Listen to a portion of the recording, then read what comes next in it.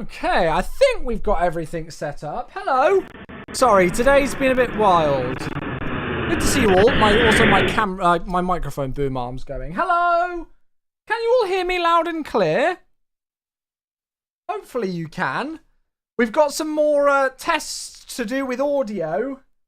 But good to see you all. Welcome everybody. We've got a plethora of subs and things to start us off. Hello all.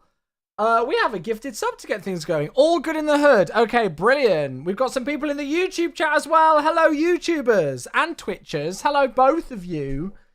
I've even managed to get some alerts set up, I think, on YouTube now. Hopefully, although I need to do it on this specific screen. But when we go to the main screen, there should be some there.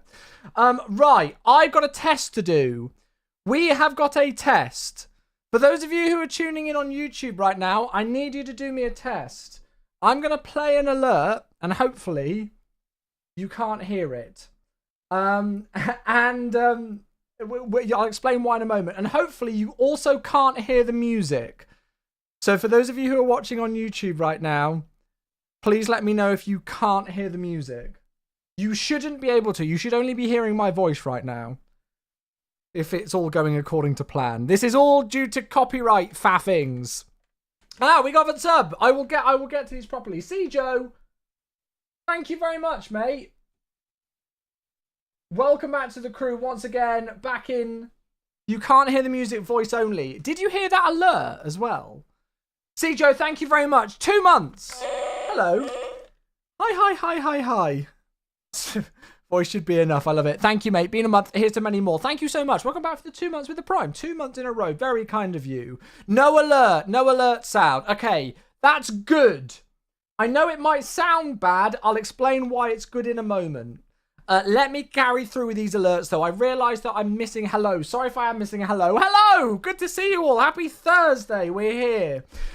Right, so that was Joe. Thank you for the 2 months, mate. To kick off the day, we had Mitch with a gifted sub to somebody who I've very missed dearly, actually. Mr. Durka, who we haven't seen for a very long time indeed. Thank you, Mitch, for gifting a sub to Durka to get things going for the day.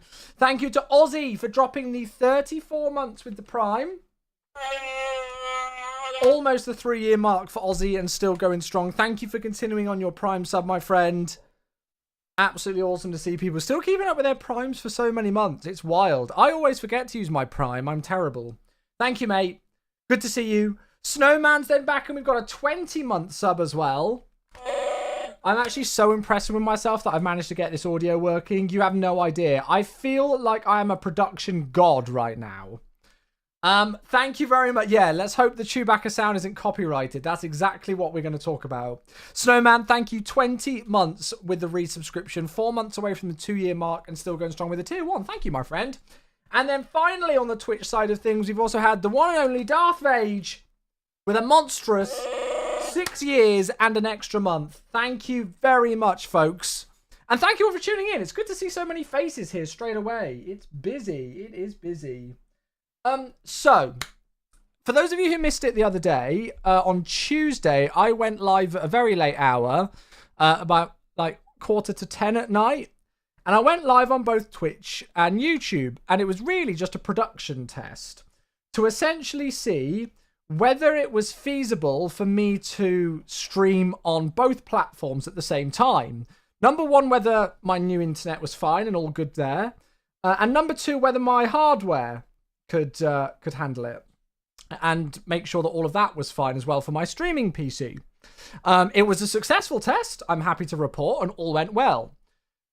We have since expanded that test, and we are now on test number 2, which is today, where, for those of you who might have seen, we're actually streaming on both platforms in 2K resolution. I've also upped the bit rate, so YouTube now has a bit rate of 10,000, and Twitch has a bit rate of 7,500. It's hard capped on Twitch at 8,000. So I've given myself 500 headroom. So this should mean that the quality of the live stream is a lot better on both platforms, which will be absolutely awesome. If you are struggling to watch the stream on 2K on Twitch, if you actually look on YouTube, there are 1080p options. But yeah. Hey, Dom, it's another sub. Dom, thank you very much for these. 40 months with the Prime. Good to see you, good to see you, good to see you. Thank you very much, mate. Welcome back. Thank you very much for the Prime sub. It's really good to see you. Thank you for all of these, everybody. There we go. The hype train's finished on its way. Thank you. So there was one thing that I learned when I finished the... So on Tuesday, I set up some things with my audio setup on my stream PC because even though we're able to listen to music on my Twitch stream, there's a specific way that I route the audio that means that none of this music will ever get played again on Twitch. It instantly gets muted on any VOD or anything like that, on clips or whatever. Instantly gets muted. That's not a feature that's yet able to be done on YouTube. Unfortunately, you can't do it on YouTube. So I had to basically make a decision. It was either number one, cut out all music pretty much whatsoever, unless I started using Epidemic Sound again or a feature like that, which I don't really like, or mute the music on YouTube. So I did make the decision to mute the music on YouTube, which shouldn't make too much of a difference, especially when we're in flight and we've got ATC and things. It shouldn't matter too much. However, we then also had another issue arise. When I finished the live stream on Tuesday, I instantly got a copyright strike on my YouTube, that test live stream, because of the chewy music. So even just that 15 or so second clip instantly got pulled, and for some reason it made my video unavailable in Russia. It was like, this video is now unavailable in one selected country, and the one country was Russia. No, it's not a Disney thing. No, the song was made by a band in the 1980s called Ohio Express. It's the same band who did that, yummy, yummy, yummy, I've got love in my tummy song. It's the same band who did the chewy song. So it is technically a copyrighted thing, but YouTube picked up on it instantly. So I've now had to mute the Twitch alerts on YouTube as well. So poor old YouTube people at the moment, they're not going to have YouTube, they're not going to have music, and they're not going to have alert sounds from my Twitch. I know it's annoying, but it's literally the only way that I can get around it. However, what I have done is I have gone into Stream Elements and very quickly made some alerts with some preset things for things on YouTube. Yeah, Froggy quite likes it, he says, on YouTube, because he says it's nice and quiet. If we do get alerts through like a super chat thing, a donation super chat thing, or a membership, which is the YouTube equivalent of a sub, there should be an alert for that now in place on YouTube. Although I've not set it on this specific, well, actually I guess I could very quickly now. But yes. So I've been, as you can tell, in my very little free time that I have, I've been quite busy. But it's good to be busy, right? It's good to be busy. Welcome everybody coming in. Right, before we get going, I don't know, I'm absolutely sweltering in here. I'm going to go and open a window. Give me just like 2 seconds, and then we'll actually go and get the day started, and I'll tell you what we're doing today. Won't be a sec. Welcome everybody coming in. Good to see you all. Welcome, welcome. I'll be 2 seconds, folks.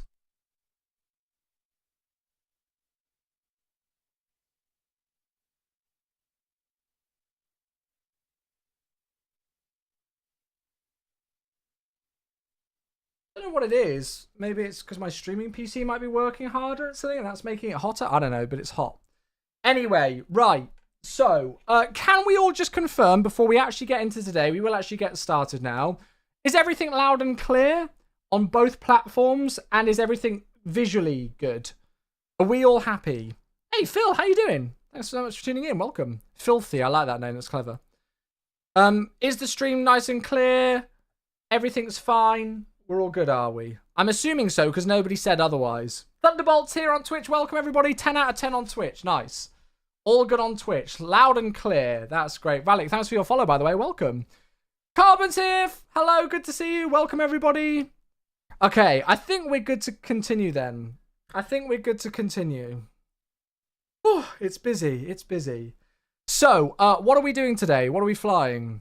Well, as you can tell by the title of the stream, the team at iniBuilds, iniBuilds have updated their A300 with the Pratt & Whitney engines, which I've not flown yet. So we're going to give that a fly.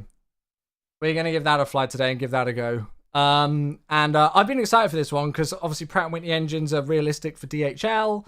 And we're flying in Spain today. So this is the route that we're going to do.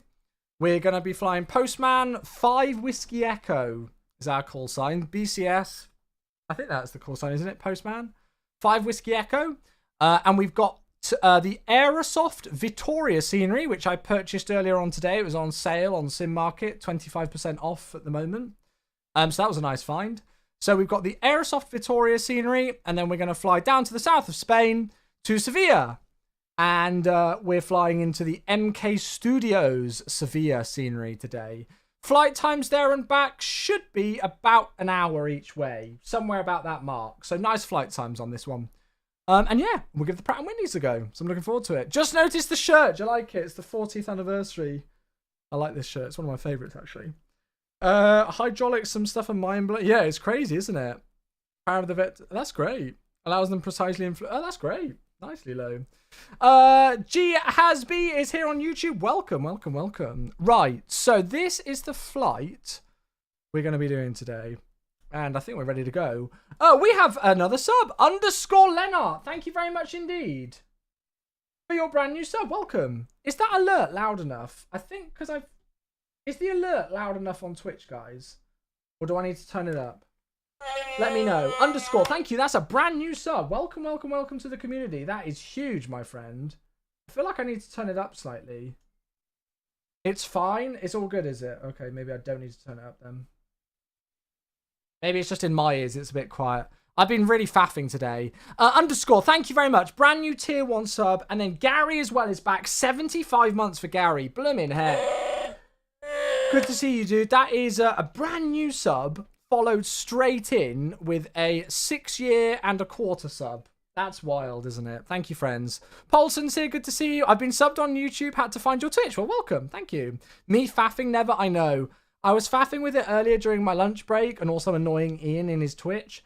And then when I had some free time after I finished work and before I went to badminton yesterday, I was faffing with all of these settings to get everything set up. But I think it's working. Give me just 2 secs. I've just got one more thing I need to do. Sorry, this is going to look weird. I'm just going to make sure I've got good to go just because I don't want to... yeah, I'm just going to make sure that I'm good. And then we'll get our day started and get the show on the road. Cool. I'm just hiding all of my OnlyFans login details. That's all, chat. Okay, no, I think we're good. Right, cool. Let's get that out the way. And then we can crack on in. Let's get the day started. Here we go. Right, let's turn that down. So... next question. I know it's probably going to get boring with me going over questions and stuff today, but it is important that I get this right. Can everybody hear the sim? Simple question. Information Alpha's here on YouTube. Hello, good to see you. Welcome. Can everybody hear the sim on both platforms? Hopefully you should be able to. Twitch definitely can. Okay, good. Good. Oh, Weddle! Hello! The one and only Mr. Wendwu gifting 5 subs. Mate, that is very, very, very freaking kind of you indeed. Putting us now up to 584 subs on Twitch. Thank you so much. Okay, Chris confirms on YouTube that he can hear the sim as well. Good. Thank you, Chris. Wendwu, the one and only, gifting 5 subs to Wotan747, well, we like the name. Sunset Overdose 666, interesting. Captain Azores, Tom Wood, and Rendingo V2. Thank you very much indeed for the 5 gifted subs, my friend. That is absolutely awesome. Amazing, amazing, amazing. And then we've also got Miku saying hello on YouTube. Welcome, Miku. Good to see you. Heading to work at Honolulu. Will today's flight be a short or a long haul? So we've got 2 short flights, about an hour in length for both of them today. So here she is. Doesn't it look gorgeous right now? I hope it looks even better with an uprated bitrate and 2K resolution for you all. Hopefully it all looks nice. This is the iniBuilds Airbus A300, which we've had in the sim for a little while now, right? But we've got the Pratt & Whitney engine update now, which lots of people have been asking for because, because it brings the like more airlines into, I guess, proper operation. You know, DHL mainly use Pratt & Whitney's, or in fact, I think all of them are, and UPS as well. Hey, Joel, thank you, mate. Thank you, my dude. I appreciate it. I haven't actually spoken about it yet today. I'll get it over and done with super quickly, and then we won't mention it again. Today's a day that I definitely in need of good energy. Today was 4 years ago that Papa Chewie passed away. Can you believe it? 4 years. 4th of April, a date I will never, ever, ever forget. So yeah, it's been a bit of a. That's why I've been really looking forward to this evening stream, because I just wanted to get a stream going and have some good vibes, and everything. And I know it has been for other people as well. This date is also particularly, you know, sensitive for others as well for other reasons. So yeah, today is one of those days. So I can't, yeah, 4 years. It's ridiculous. It's crazy, but so we're going to have some good vibes. Mitch, there we go. Gifting a sub. Thank you very much. The overlay says A310. See, I was just checking to see if you actually were all alert. And Mika on YouTube was alert. Mitch, thank you. Gifting a sub to Is that Divert? How do I pronounce that? Let me change that overlay now. Thank you very much, my friend. That's very kind of you. Another gifted sub from Mitch. How many times have I said that? Too many times, Mitch. You are too generous. Thank you, mate. Right, there we go. I've updated the overlay now. That should show the correct aircraft type that we're in. Goodness me. Do I spy a Concorde Lego set? Chris says. Yes, indeed, it is. The Lego Concorde. I love this thing. It's so good. Thank you, usual suspect. That's very kind. Yeah, no, I'm good. I'm good. Please contact me on 132980. Yep, I will do when I need clearance. There we go. I'm not too sure why Centre's sending a contact me. But yeah, we're good. Did somebody just spawn inside? Okay, no, it's fine. I think they've logged off. So yeah, so we've got the Pratt & Whitney updates now. So this is the latest update for the A300. Let's take it out of cinematic depth of field mode and go and have a look around. So we've also got some scenery. Wow, that is a very interesting aircraft. This is what you call the ultimate IFR aircraft. Good luck to the pilots flying this in visual conditions. What the heck is that, Aerosoft? This is part of the Aerosoft scenery. So if you haven't seen this scenery before, I hadn't until today. This is the Aerosoft Vitoria scenery in northern Spain. Never flown here before. I don't even really know what routes there are in and out of here, but it was a great option for today, and as I say, it was 25% off on Sim Market. So I was like, let's go for it. And it actually looks quite cool. Some nice terrain around. It's kind of like near Bilbao, so, you know, it's quite cool. Looks like it's got custom markings on things. It doesn't exactly look, it's not, you know, blown my socks off scenery, but it looks pretty nice. And the surrounding area is cool as well. It's a trainer for the fire crews. What, there?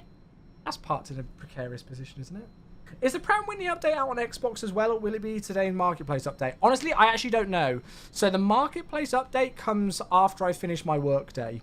It comes after I finish my work day. So, yeah. I'll be honest with you. I don't know, actually, on that one.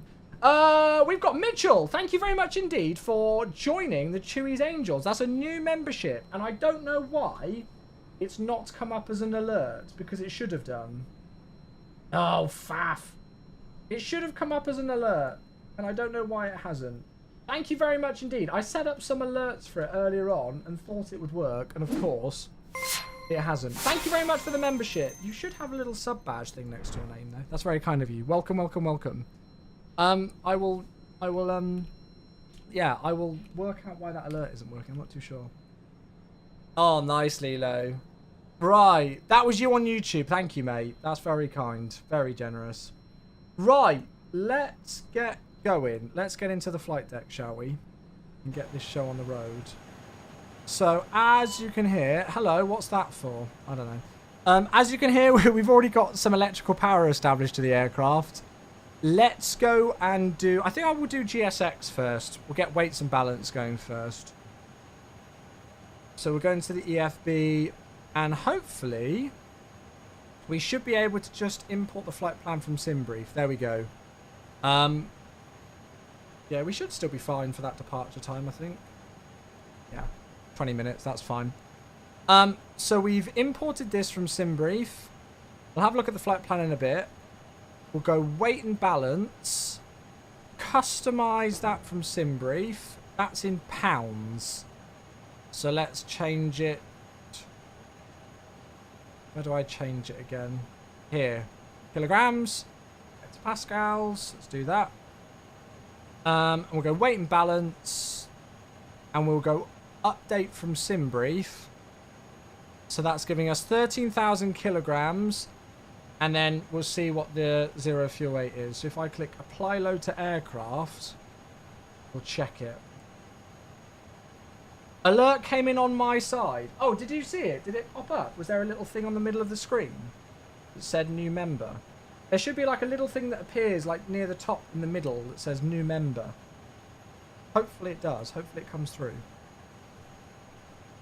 So zero fuel weight is... No, that's yesterday's flight plan for something else. That's not the one that I'm doing now. I was like, where's that?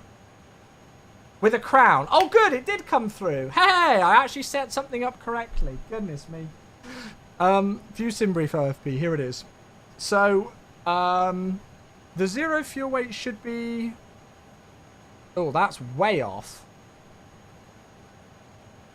Why is that so off? It's got the fuel correct, but the zero fuel weight is nowhere near. The zero fuel weight on the flight plan, I did use the correct profile, is 126.8, and this is showing 118.05. That's interesting. It had a sound effect as well. Oh, good. Well, I'm glad it actually came through. It was just a bit delayed. At least it came through, though. At least we know it's actually working. This is good. We're ticking off lots of things on our tests today, which is what we like. Okay, well, let's get GSX going anyway. We'll come back and review that in a moment, and then we'll go and get the aircraft set up. I feel like I've spoken a lot about me today and what I've been up to. What's everybody else been up to? Has anybody else had a good day? Anybody else been busy today? Anybody else had a relaxing day? What's been going on, chat? Come on, fill me in on all the gossip. Fill me in on all the gossip whilst we get this aircraft set up. A good work day so far. Good. That's what we like to hear. That is what we like to hear. External power, galley power. We'll leave the fuel pumps for the moment. I'll put the window heats on but leave the probes off. And the emergency exit lights are already armed, so that's good. You had to put up with me, so I would hope it's been a good day. It's always a good day when I have to put up with Johnny, that's it. Currently en route to Manchester in the UK from Italy in a 787. Very nice. Rev's got the BAE 146 V2. Yeah, so, oh, wow, that's a heck of a screenshot. Holy crap.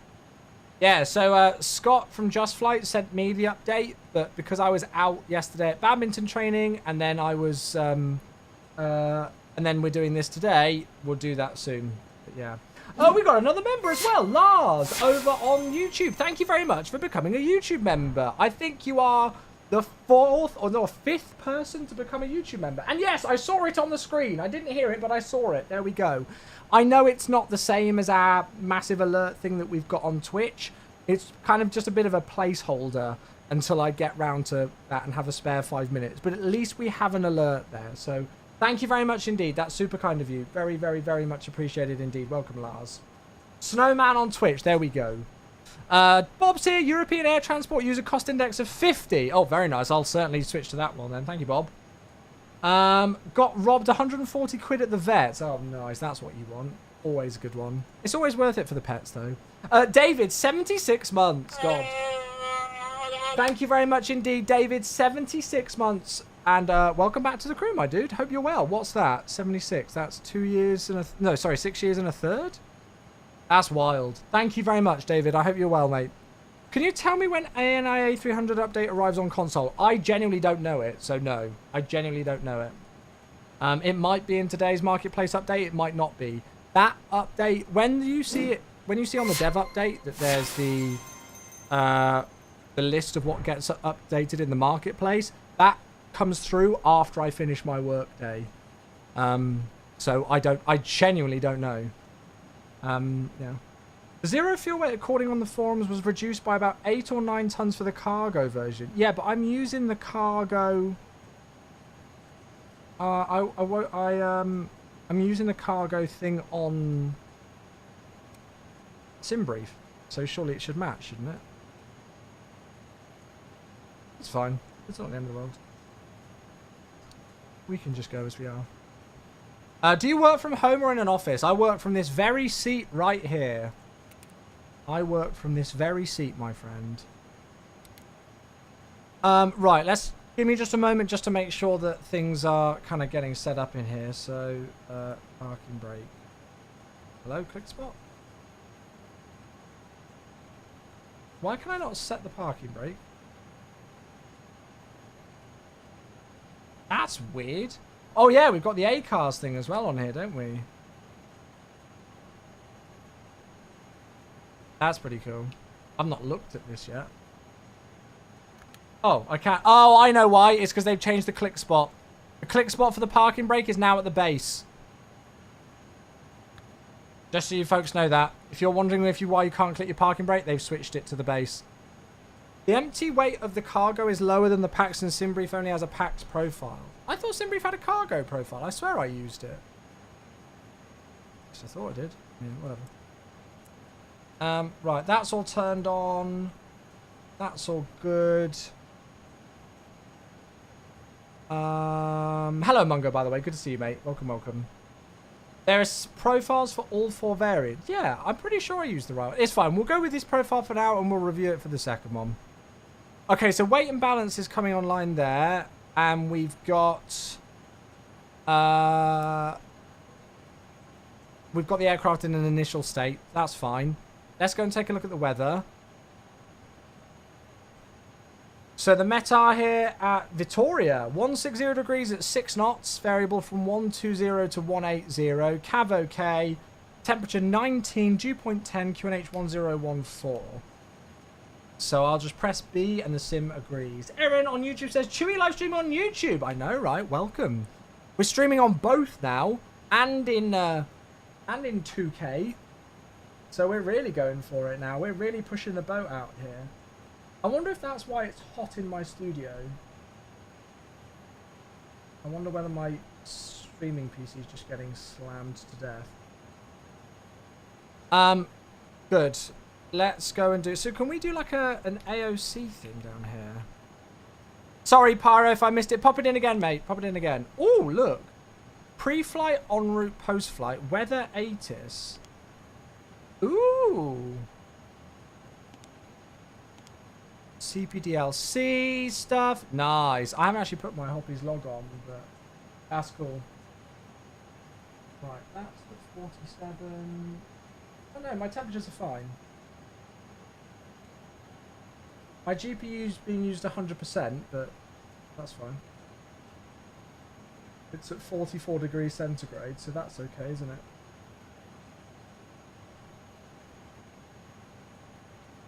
I thought Twitch will get mad at you and get rid of your partner if you use YouTube. No, that's a very old thing now. It's completely gone, that. Yeah, that's completely gone. Nav accuracy downgraded. Right, let's go A-cars and see if we can do a SimBrief request on here. I'm guessing you went for the internet upgrades. It worked out in the end, Connor. Yeah, absolutely the correct case, mate. Yeah. So I've now got 1 gig up and 1 gig down, which is awesome. I'm just going to keep an eye on. So cost index, we're going to upgrade to 50 then, are we? Sounds good to me. And then we are Postman 5 Whiskey Echo. It is Postman, right? That is correct, yeah? Block fuel should be 12.9. And then I'm just going to use these figures that we've got from here. I can't be bothered to faff around with it. I really can't. I want to see if there's any fluctuations on that temperature to actually make sure that it is recording the temperature correctly. Because it's just saying my GPU is at 44 degrees centigrade. I want to see if it actually does fluctuate. So what have we actually got? So we've got 118.05 and 30.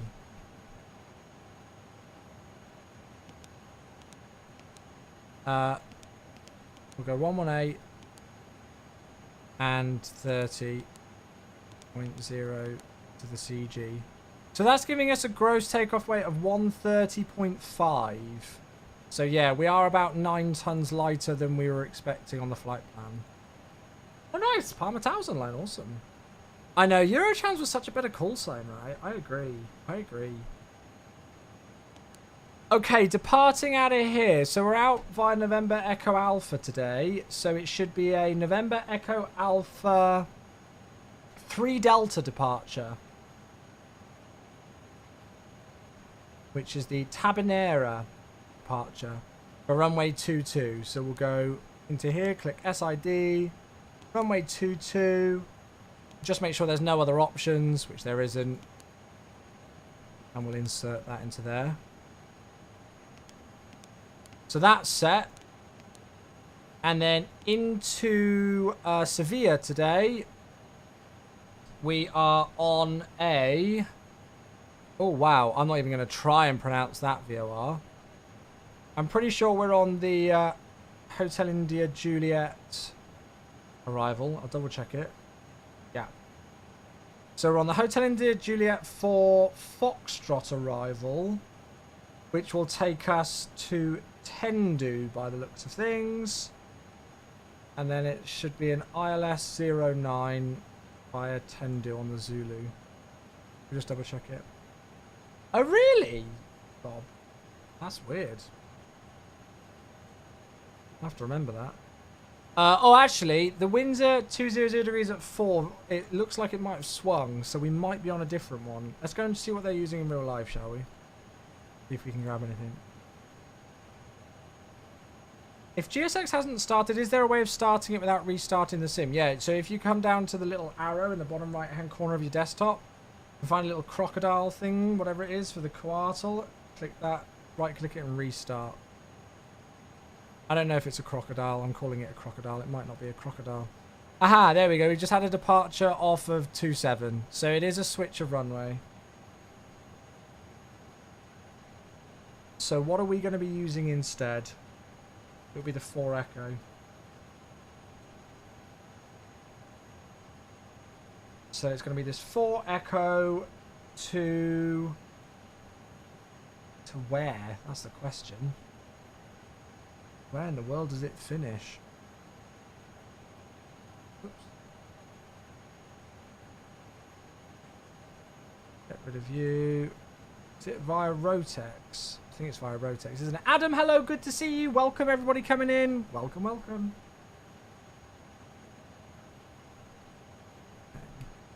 So, ILS Zulu 09. No, wrong one. 27 now. Gosh, I'm really not with it, am I, today? Via... Somebody says via Reuven. Is it? Are you sure? Oh. No, we're not on that one. We're on this one. Oh, yeah, there's Reuven. You are right. Well spotted. Yeah. Via Reuven on the Ish 4 Echo. There it is. Insert. Right. Sorry, folks. I feel like this pre-flight has been very long. I know it's been long, but it's mainly because we've been just looking at production stuff today. I don't know what's going on there with the altitudes, but that's fine. It should sort itself out. Good evening, Ash. Welcome, everybody coming in. Good to see you all. Welcome, welcome.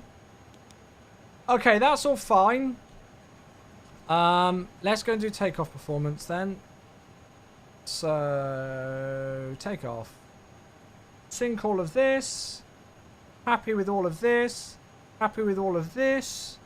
Calculate.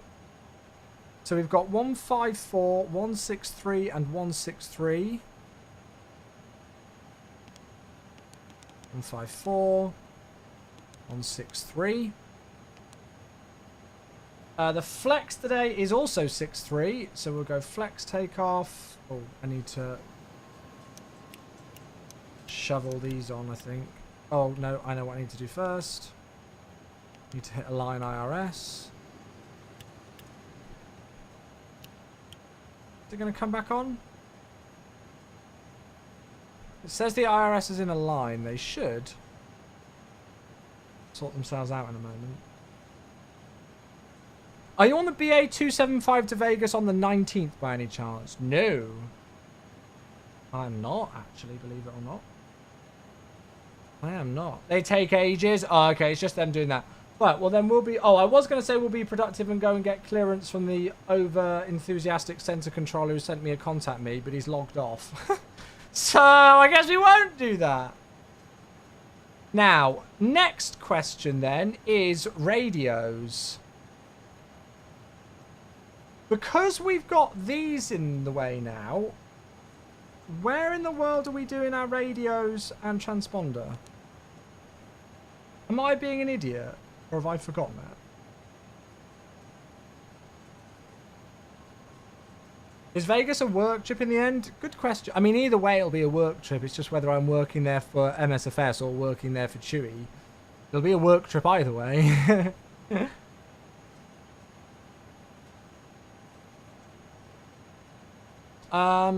Yeah, I don't even know. Where are the radios?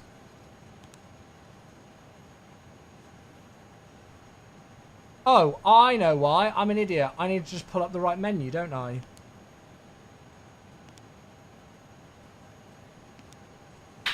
Wake up, Chewy. You've flown with these things before. I know it's been a while, but you've flown with this before. You remember this menu.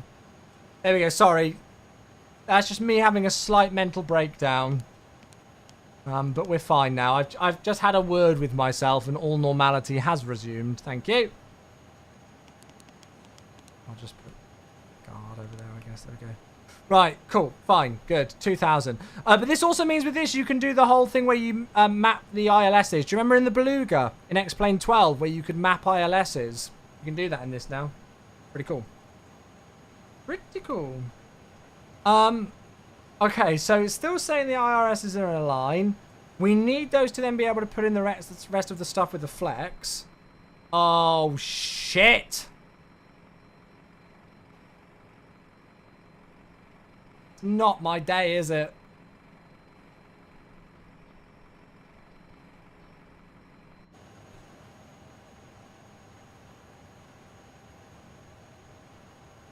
Who forgot to open the door? You are only supposed to open the bloody doors, Chewy. Well, I guess we're not in a rush at least then. Right, okay. Oh, good. Things have aligned. There we go. GPS primary. Thank you very much. Now we should be able to get the pitch trim on, which means we should be able to do the flex. There we go. There we go. Right, so 63 into here. And then we're going to whack this up to 163 as well.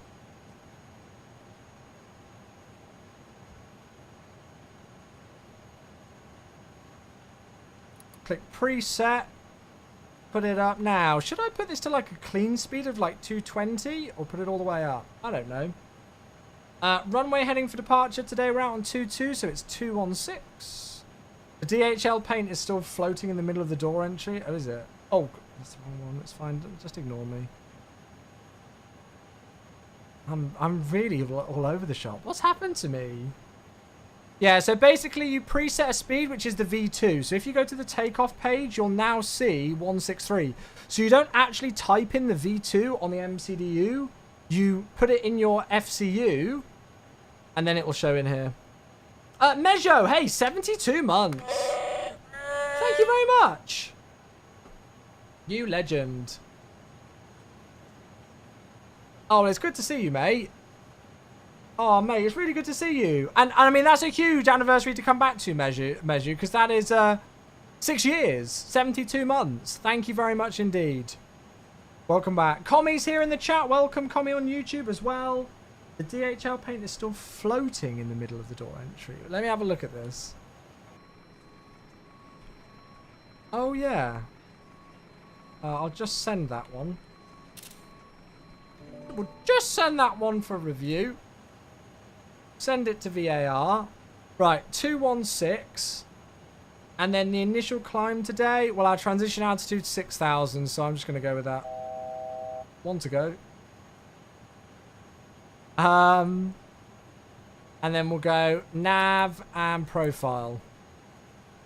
So we've got 163, profile climb, nav 6000 in blue. Good. CDU's good to go. Happy with that. I think we are pretty much ready to rock and roll. Let's just do a super quick briefing for the departure then. So we'll start up on stand. We don't need to push today. We'll follow it round onto... it'll either link us down to Delta or Charlie 2 most likely. And then all the way down Tango for Tango 1, runway 22. Nice long runway here, 3,500 meters, so that's beautiful. The new airport for us, but hopefully we won't get lost with its simple layout. Departing straight out to the Victoria Victor Romeo Alpha VOR, where we need to be above 4,700. That shouldn't be too much of a problem with the climb rate on this thing. I've also got to note the airport elevation is almost 1,700 today. And then we'll do a little squiggly turn out to the Tabanera VOR, where we need to be above flight level 110 today. That's our departure route, and then we head south. Nice. Good. Have I wasted enough time? Almost. We'll go and get the APU and things started, and then we'll get ready. Oh, my goodness. Oh, my goodness. I feel like today's been an event. It's been a journey, and I've not even started the APU yet. Does anybody else know if there's a way to check your GPU temperature without just using HW monitor? Because I'm worried, because I'm using 100% of my GPU right now on my streaming PC, and it's just locked at 44 degrees centigrade, and I almost don't trust it. To be fair, it is blowing out very cold air. Task management as well.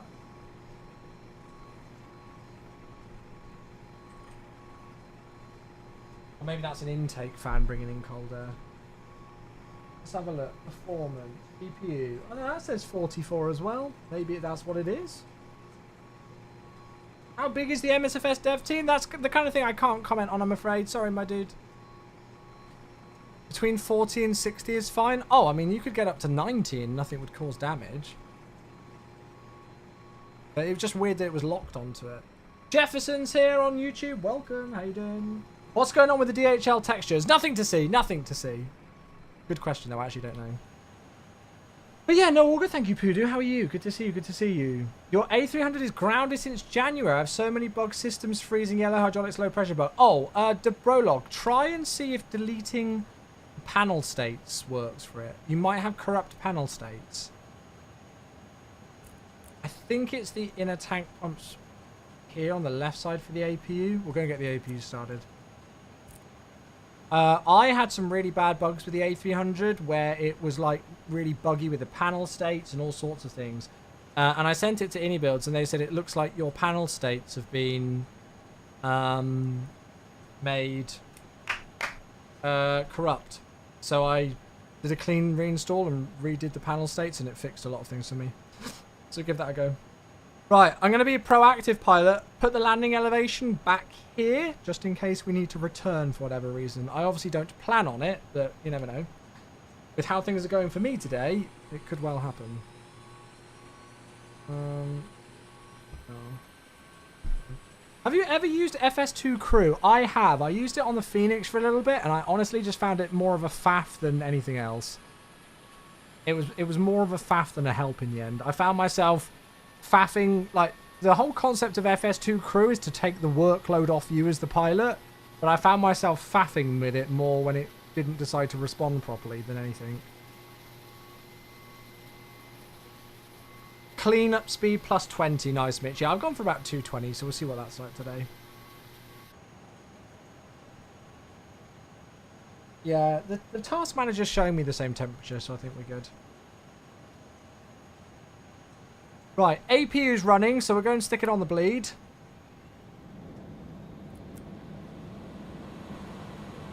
I like the sounds in this.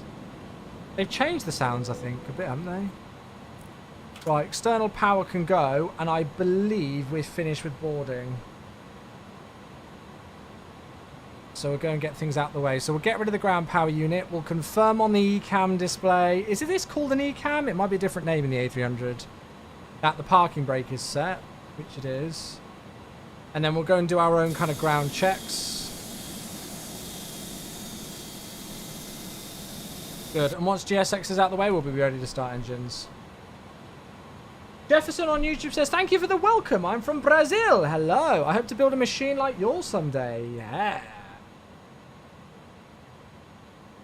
Right. So beacon light can go on. And then we'll Scorp mode Charlie now. Oh yeah, I forget this, where you can do it like this. It's really weird. Here, we'll do it like that. I have a scenery question. I have one scenario. I used the add-on linker tab to link to your community folder. Then I bought one from Palo Ricardo. I deleted yours from the community folder. When I load up the airport, I see dupes on the marks. Make sure that... oh gosh. Make sure there's nothing actually left in your community folder. Like, even though you had it on add-on linker, whether there was like another copy of it elsewhere, maybe?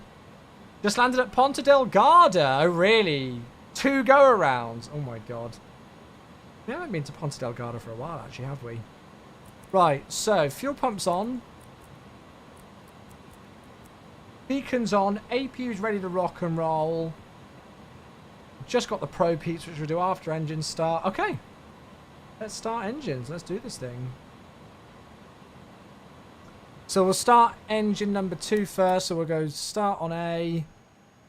On this. Now we're looking for max motoring. Max motoring is essentially where you don't get a rise in 1 and 2 within 1 second. So if it goes from 8 to 9, slower than a second, that's max motoring, which is kind of around about 20%. So look, can you see how it's slowing down now? There we go. So now's really a good time to get that fuel in, around about 20%. Oh, have I got my engine views? Wait, why haven't I got engine views? I set up a load of views earlier on, and now they're not working. I set up loads of custom views. Fanatic, 29 months. Hello. Thank you very much for the sub on the Twitch. Tier 1, 29 months. Thank you very much, my friend.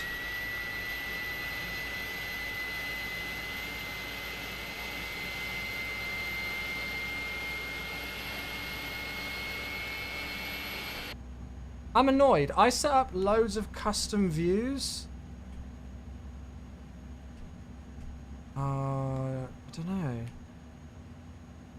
New version, therefore no camera views. No, I literally, before I went live, earlier on, when I made sure that this install was working, earlier on today, I made new custom camera views. Oh, sorry. We're just going to have to go without wing views for this one. Sorry, folks. Right, looks like we've got a stable start on the right. So we'll start on the left. Yeah, I thought I did camera views like properly for it earlier. I don't know why it's not working. I think I'd have to like reload the whole aircraft as well to fix it, so...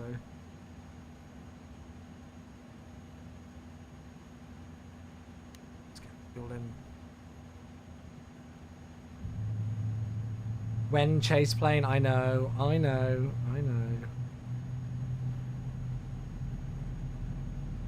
Who is ordering snow? It's snowing cats and dogs. I mean, your name is Snowman, so I would say you're the one who ordered it.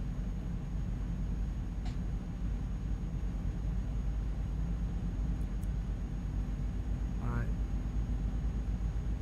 There's the buses switching over.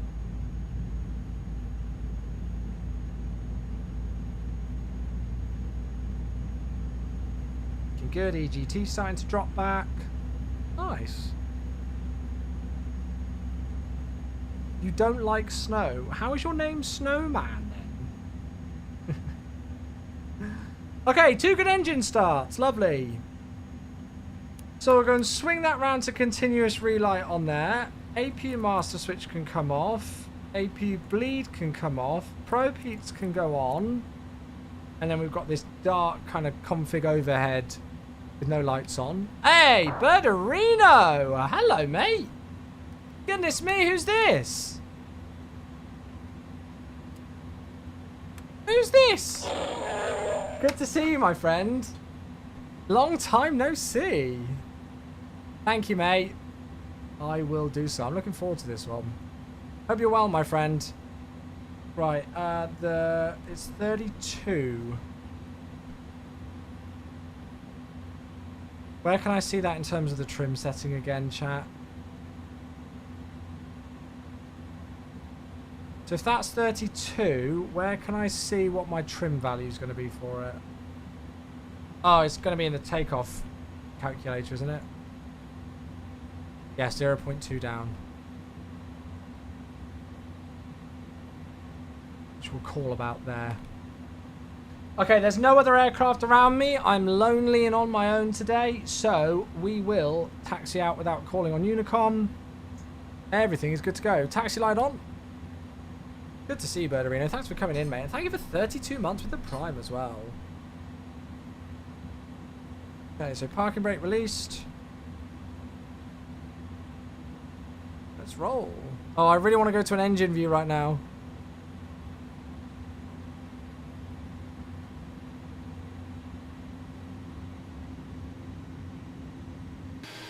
We're just going to have to do lots of nice outside views.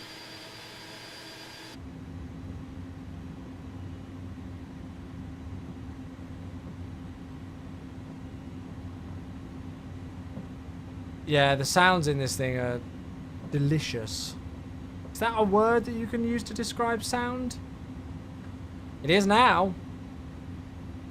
Drove semi-truck all over Norway. A lot of your friends call me Snowman from the movie Smokey. Oh, really? Oh, I like it. Okay, I like it. Well, I can see why being a truck driver, especially, you don't like snow.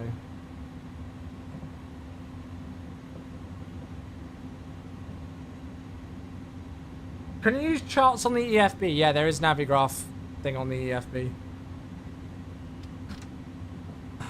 Okay, so here we are. We're out on Charlie 2, and then we're making the left for Tango 4, and all the way down to the end. Quite nice scenery, this, actually. Quite glad I picked it up on sale.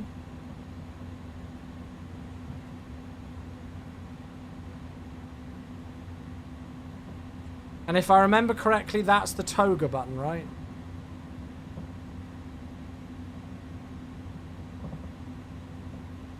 Or is it the... no, it might be that's the little screw as well. The toga button's moved. I was going to say, I wondered if it had moved because they've actually got A cars now. Because that's the A cars button, isn't it? So is that actually being used? So it's that screw. There we go. Well done, everybody. Very good. Yeah, so as I say, chat, we're going to have to use lots of outside views today because I genuinely created some custom views for this aircraft and I made wing views and I don't know why they've not saved. Yeah, like all of these views have saved. But none of my outside views have worked and I don't know why. I made 4 wing views, but yeah, oh well.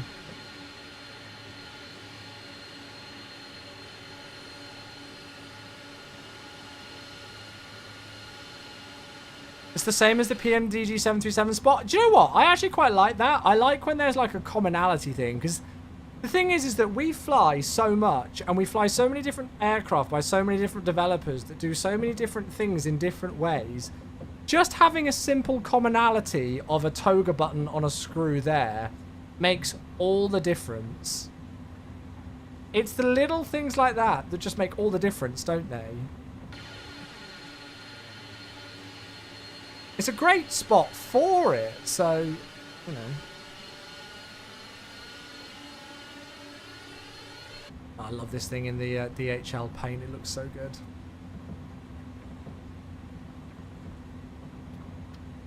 I'm also just going to make sure my FS realistic profile's fine. Yeah, it's good.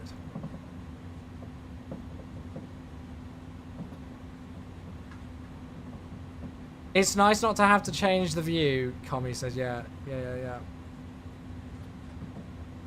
It's nice not to have to like look down at your thrust levers and make sure that, well, talking of those, that you've got to like click things. I mean, I have got a click spot. I've got a click on my, sorry, a key binding on my throttle quadrant, but yeah.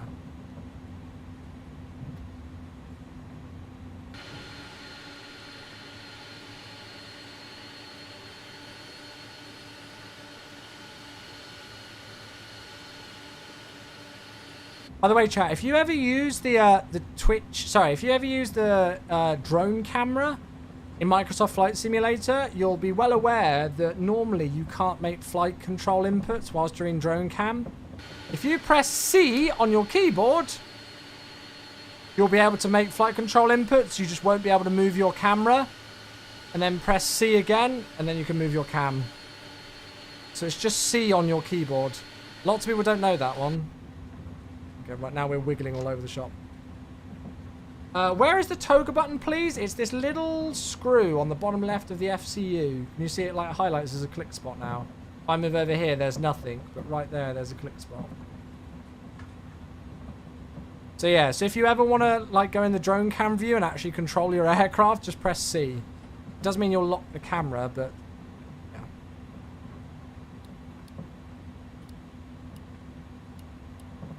Right, we'll whack all the lights.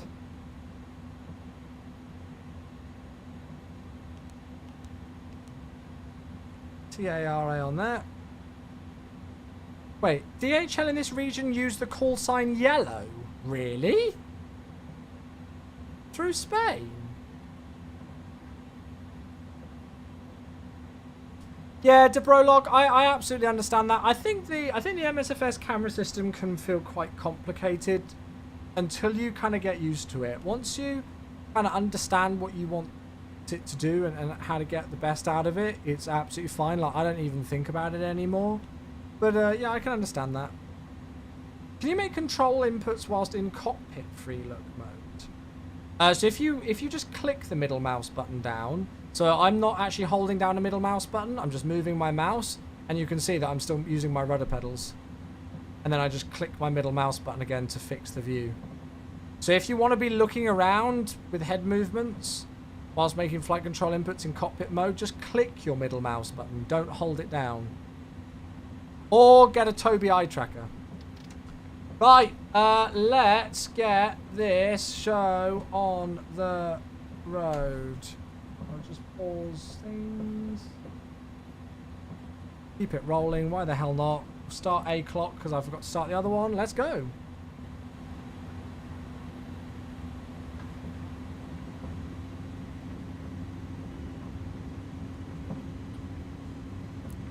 Takeoff. Oh! Liftoff. Space Shuttle Discovery.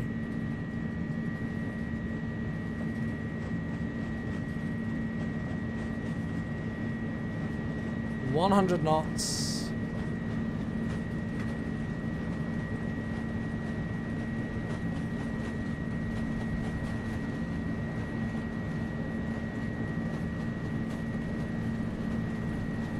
Rotate.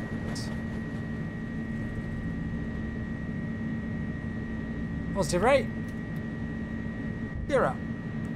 Nav. Oh, look at that.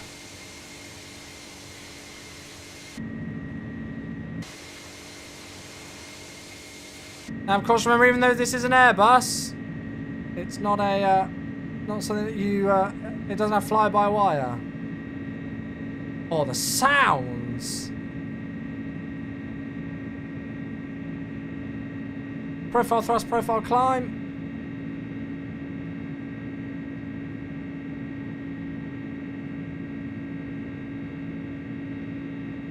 Just going to avoid the terrain.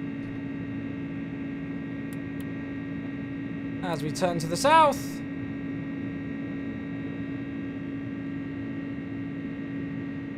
Okay, so we'll go slats 15, flap 0. We'll be boring and put in the autopilot now. Probably should have accelerated higher actually out of here. Get the slats out of the way as well.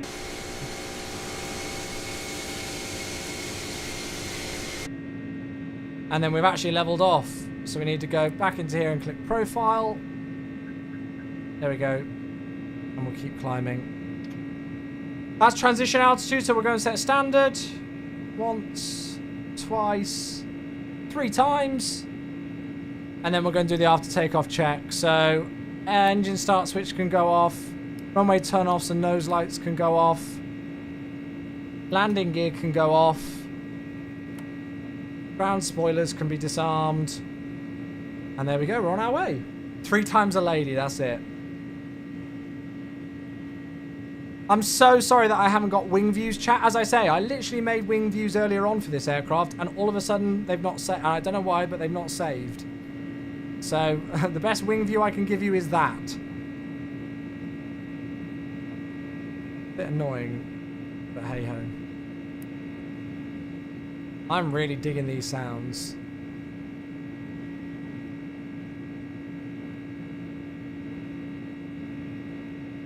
How's the stream, by the way, everybody? Still silky smooth, yeah? Still silky smooth? We all good in terms of visuals and audio and everything? Can't believe you've done this. Have I gone into VNAV out again? No, why are you speeding me down?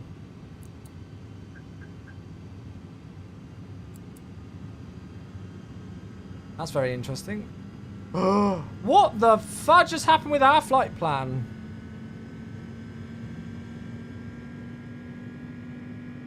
Should have checked that through before departure, shouldn't I? Silly mistake, it's fine. Let's just keep this thing going. Oh, it's shouting at me. What's happened here then? Why is that faffed? Let me just have a look and see what we're supposed to do. Yeah, we're supposed to be direct November Echo Alpha, November Echo Alpha now, so let's do that. Oh. It's picked up a November Echo Alpha VOR 2,500 nautical miles away. I think we'll go to the next one. That's why it's... No. Non-2, please. Hello? I'd quite like to go direct to non-2, please. No, oh, alright, okay, if you don't want to do it.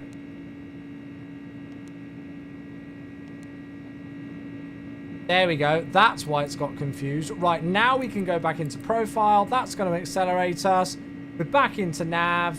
Heading's fine, and we'll continue the climb. Good, sorted. Well, that was interesting. For some reason, we programmed in the SID... which finishes at the November Echo Alpha VOR, Tabanera. Somehow the aircraft thought that the VOR that we were going was for 2,500 nautical miles away. It's my own fault for not checking through the flight plan, but there we go, I was lazy. Right, let's get the lights off. Let's double check everything now, make sure that we're in the right modes, we're going to the right place. So we're direct non-2, profile thrust, profile climb, speed's coming up to where it's meant to be. We're just about to go through flight level 150 on standard for 330. Okay, good. I've missed some subs and things by the looks of things, so let me go and grab them. First of all, we have got Goose. Hello, mate. The one and only. Thank you very much indeed, Goose, for 9 months with the Prime sub. Welcome back, my friend. Thank you. Yeah, it has been an event, hasn't it? I don't know why. It's just been an interesting one. Anyway, it's fine. It's all part of the fun. And then Pixel, 89 months. Thank you very much indeed. 89. That's a ridiculous amount of time. That's too long. That's too long, that is. 89 months. How's that possible? Thank you so much, mate. Ridiculous. Mr. Q Aviation on YouTube says, can't wait for the PMDG 777. Oh, yes. I think we're all excited for that. I did text Rob and wish him a happy Easter, but I didn't get a text back. Feels bad, man. How would one set aircraft control while in drone camera, as in bind a key? I don't know if you can bind a key to it. It's just key command C, so you might have to go into the key commands in options and have a look to see in the drone camera category what C is bound to. Right, okay. There we go. Seatbelt signs. They can go off. Excuse our home phone there in the background. And then we're on the way. I think it's somebody keeps calling us and being annoying. So, I'm sorry to those of you on YouTube who won't be able to hear this, but for those of you on Twitch, we'll go and put some music on. And there we have it. You're on Xbox? Ah, yeah, in that case, I'm afraid I don't know. In that case, I don't know, I'm afraid. Good. So stream's nice and smooth. We've got no, I don't see any complaints from people so far about it being in 2K quality. So I'm assuming that everybody who's able to watch in, you know, everybody's got good enough internet to be able to see the 2K stream on Twitch, no problem. Any new release date for Sim Update 15? Nothing that I can share at the moment, I'm afraid. Sorry, bud. Why dual streaming? Honestly, why not? I just thought I'd give it a go. Yeah. Oh, I know, right, Birderino. How will I ever know? Good quality, horrible host. You know what? I'll take that. Yeah, I'll take that one. I'll take that. Did you manage to sort the music thing with YouTube? Yeah, so now I've got it where YouTube music will not play.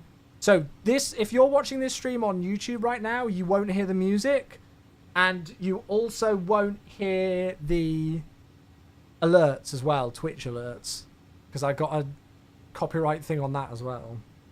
So yeah, you have to now. I can use your 8K monitor. It just means that you folks are seeing me for no extra price in greater HD quality. I'm so generous, aren't I? So now we're going to get the YouTube VODs too. I don't know what happens to the streams after they finish, whether they automatically go as a VOD. I guess so. Yeah, I guess so. Yeah, if you want peaceful viewing, if you don't like the music that's playing.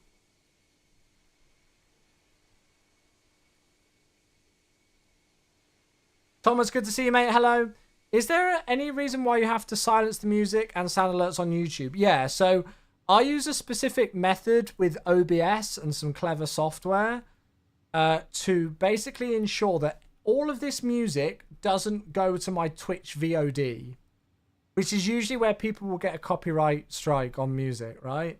So, like, this music that you're hearing right now will never get repeated again. If you go back and watch any of my VODs on Twitch, you won't hear any music, apart from, like, alerts, if the Chewy Chewy song plays or anything. However, that is not a thing that is able to be done on YouTube. So if you play copyright music whilst you're live streaming on YouTube, they will literally stop the live stream as you're live streaming.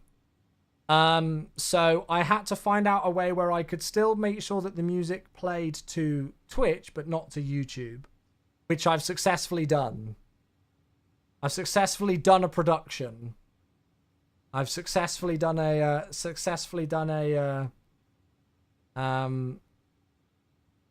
production.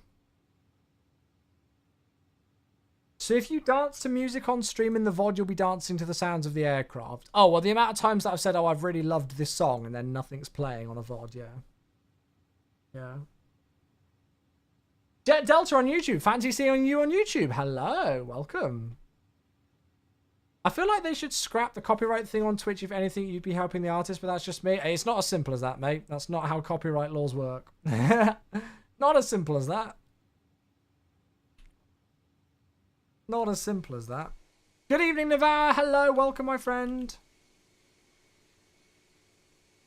So, ETA then.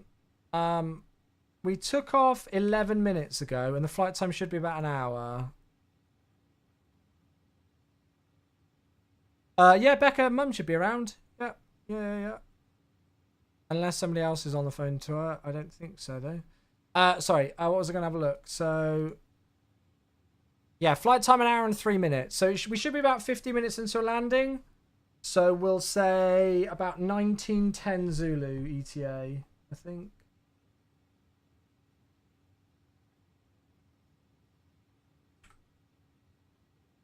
So that's about 50 minutes from now. The aircraft without any data in terms of, yeah, that says...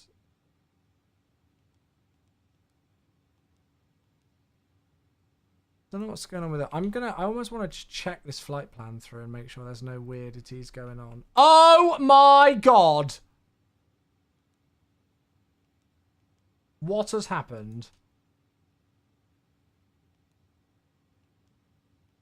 Oh my god. What the what's happened with all these waypoints?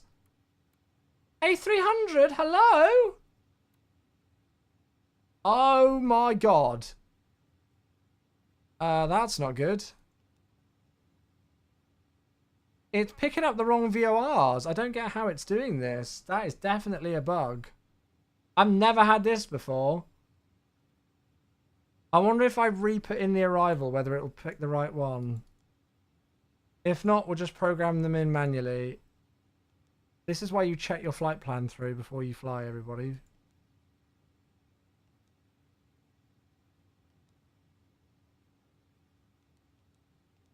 Wow. Okay. We're going to have to do this manually. So after Molin, it needs to be Hotel India Juliet, but we need to make sure that we get the correct one. So it's got to be 114.7. So let's clear you. Get you out of here. Lovely. Why can I not type it in? Am I doing something wrong there?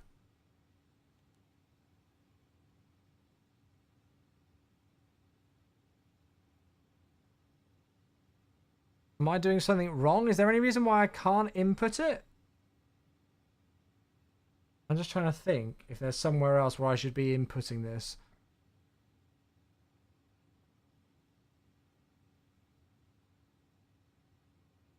I am correct with this, right? You just input the waypoint on the flight plan page, right?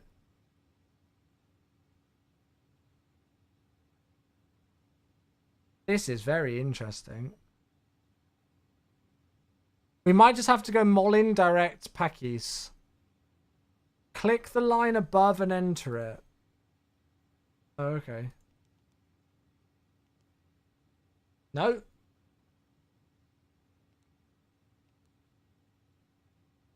Let's do that, so at least we've got some sort of a thing in. Right, then that takes us to Reuven, but then it's got rid of the arrival now. It's got rid of the ILS. Or has it? No, sorry, we're doing 27.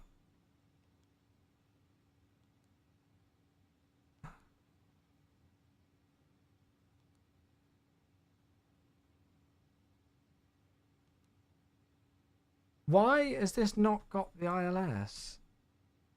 It's not got the transition, I don't think, either. I'm really confused with what this aircraft's done today. It can't find the transition onto the ILS. It's fine, because we can just vector ourselves on from Reuven. There'd be this whole DME arc ring, which I could just take myself on a heading towards Rotex and go in like that. But I just don't get it. It seems to be a little bit bugged out. Let's get rid of these.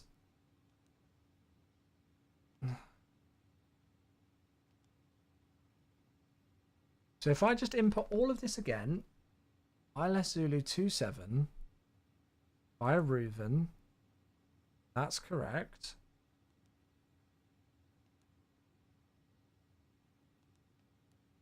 Although that's not, I've not got anything to execute there. Can you left click the line with a waypoint and have the new window let you enter a waypoint after? Apparently not. Apparently not.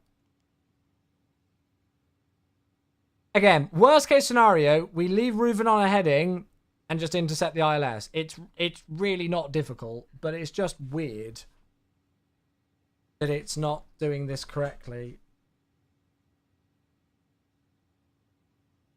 It's not even letting me... Ah, there we go. Right, now if I click insert... To make sure it's not trying to take me off track anywhere. Right. Right. We're almost up at cruise, by the way. There we go, 33,000.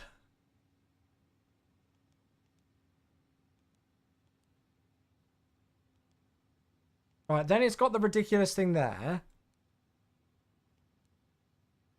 Ah, now it's got the intercept.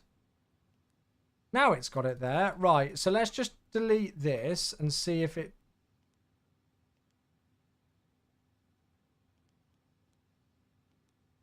Right, now it's got the rest of that.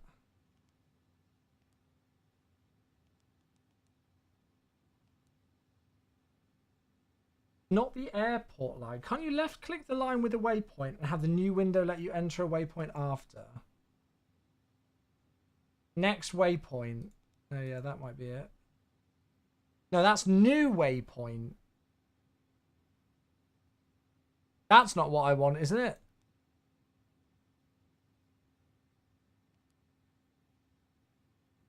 I think we might literally just have to take a direct from Mol into packets. It doesn't seem to like VORs. That's 2 VORs that it's not liked. It's weird, isn't it?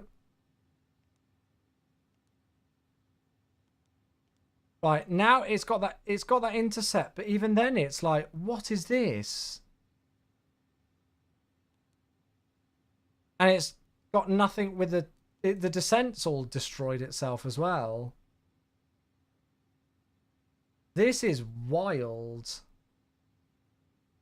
Because it says Reuven above flight level 60, but then it's got 33,000 afterwards.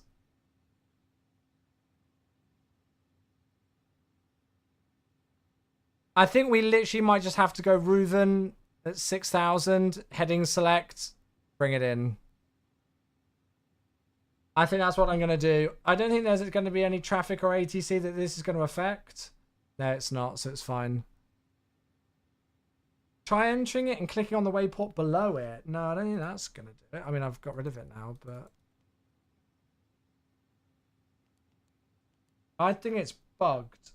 I don't like to say that prematurely, but I can't enter anything. Right. Tell you what we'll do. We will get rid of all of this. All of this just gone.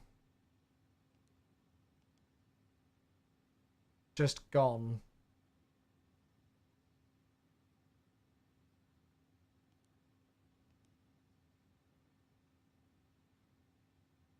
There. We will just do it like this.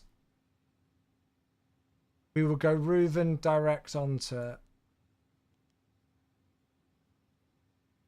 In fact, I'm almost tempted to do... Yeah. And then let's do the restriction here at 6,000. And then that will help for our descent planning. Maybe this is a bigger problem and this is why the camera views didn't save. Yeah, I don't know. Yankee Delta just bought the Phoenix yesterday. Love it already. Nice. The thing is that this is easily worked around. Like, you know, like we can easily, you know, fix this stuff. It just shouldn't be there. And I don't quite know how it's there. It's weird, isn't it?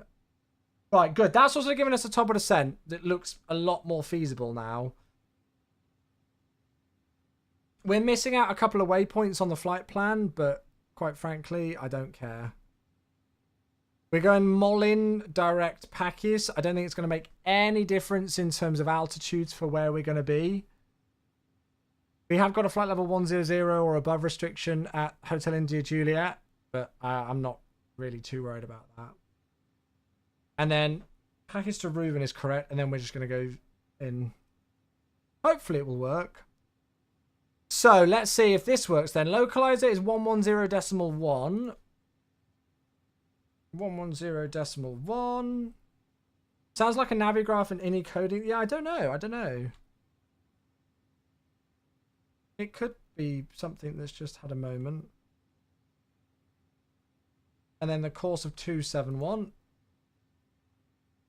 The airport elevation is 111, so we'll whack this sucker down to 100.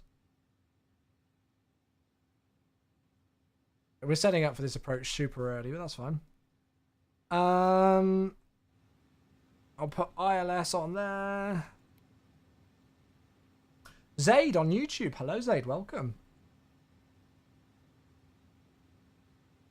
Runway length 3,300 meters. Okay, cool.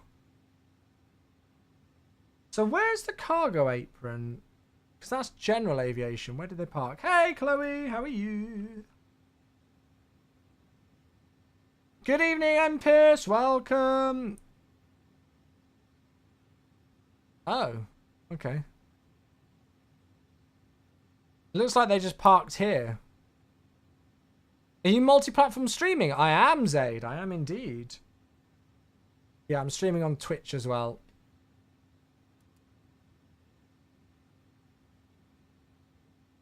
Right. Okay, so LS is in. Auto brake low. ILS frequency's in. MDA is 324. Good. Right, well, I'm glad we've worked out a kind of a way of working around the weird things with the VORs there. It'll be fun trying to get back out, and I don't know quite how. Yeah, it looks like the departures might rely on VORs again.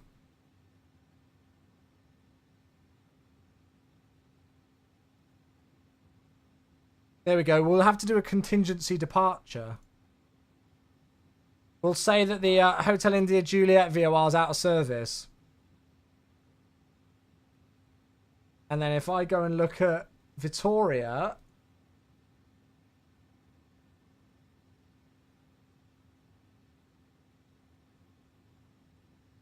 Oh, that on... We are... Literally, all of these are like so reliant on VORs. Oh, God, this is going to be fun. This is going to be good fun. I think it's even... Oh, Lord. I think back into Victoria, it's a... Oh, no, it's a...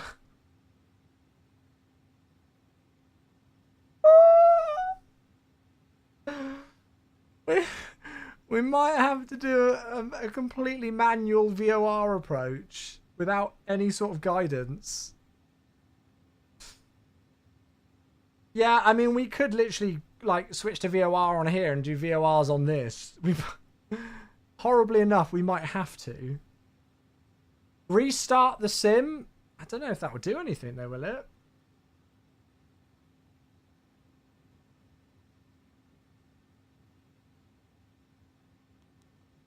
Yeah, well, we'll see. We'll see about that. Okay, relax. We're good. Let's worry about that later, shall we? We'll see what the winds are and whether we can swing an ILS 04 in case. The problem is that the VORs, I don't even know if they're actually even being picked up. Is there a way where we could find it? I know. Let's do a little test. Hotel India Juliet. What was that again? 114.7. Can I enter that in as a VOR here? Is there a way where I can get it displayed anywhere? I'm not familiar enough with this to know.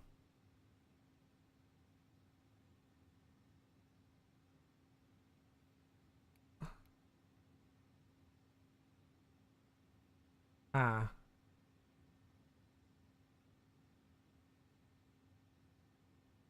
So there's 114.7. What else do I need to do?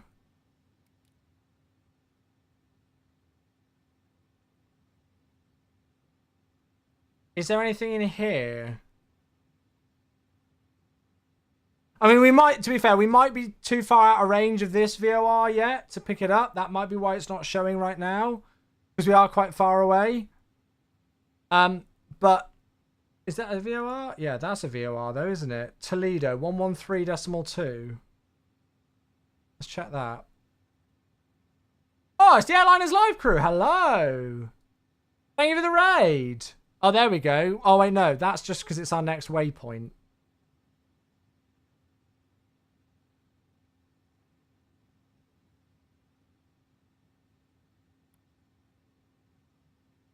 Welcome, welcome, folks. What's our inbound radial in towards TLD, even though we're almost there? 185.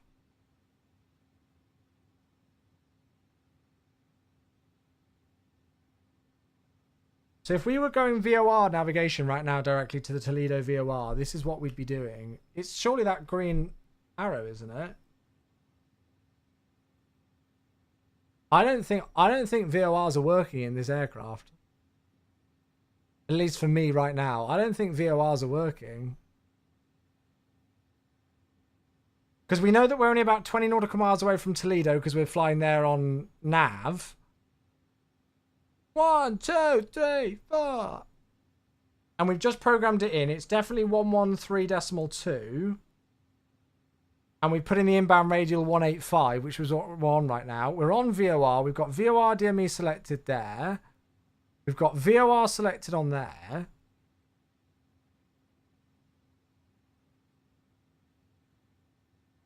So I'm not too sure. I feel like there might be some still like user error that I've done wrong here, but I wouldn't know what, to be honest with you.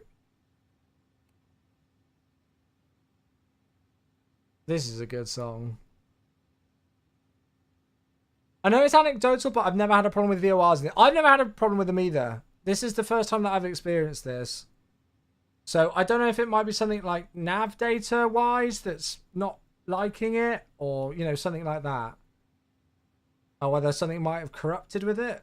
I mean, I could exit out and do a complete fresh reinstall of the aircraft, or double check nav data or something to see, but I couldn't. I don't know. I don't know really what else I could do.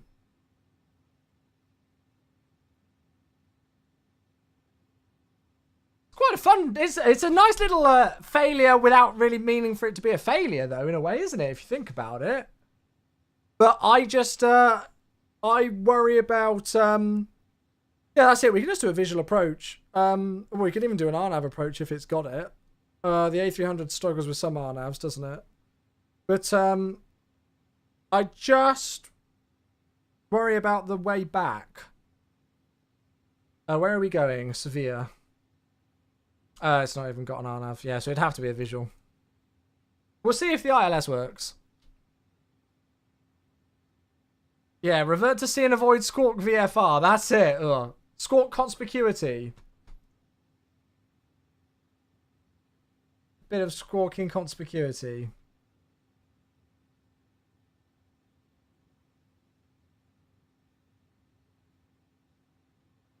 It's weird. I'm always like really conscious of saying that something is a bug in case there's something that I have just straight up done wrong. But I'm trying to think what I could have done that caused it to... Because we've not picked up the Toledo VOR. It destroyed the Hotel India Juliet VOR and the November Echo Alpha VOR. I can't insert the Hotel India Juliet VOR onto the flight plan page. So I don't think it's me. I've learned after my many years of streaming to think about if it's something that I'm doing wrong first. And try and review my own actions. Because a large amount of the time you'll think that the aircraft is bugged and then it's actually something that you're doing wrong. If you type in the HIG VOR manually, does it pull up the page where you can select multiple? No, it won't even insert. It won't even say anything. It won't even select that it's there. VNAV being non-existent. VNAV on the real thing of the A300 is terrible, though. If the VNAV on the A300 in MSFS is accurate, is bad, then that's accurate. I think there are some airlines that actually don't even use VNAV in the A300s because they were notoriously awful.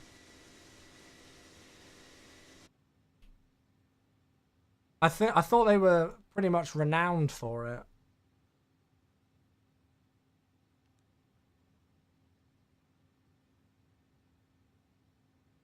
How are you, Brecker? Good to see you, mate. Is there any way to change the range on the TCAS on this? Oh, good question. Yeah, it's showing 6 nautical miles. Good question. No idea.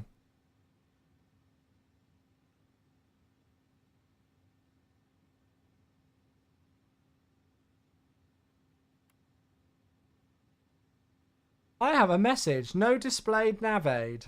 Okay.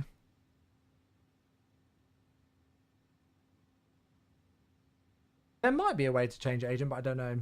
We're on to Corfu now. Nice. Time coding a light show. Oh, awesome. Speed report. Oh, hello. 90 at flight level 370, descending altitude 3,000 feet by the Primos arrival for Gibraltar, SRA approach 09er. Very, what was I going to say? Early call. TCAS range is under the throttles. Oh yeah, I forgot to turn all of this on. That's your tilt. Is it there? Bless you, Mama Chewy. Is it here? That's your weather radar.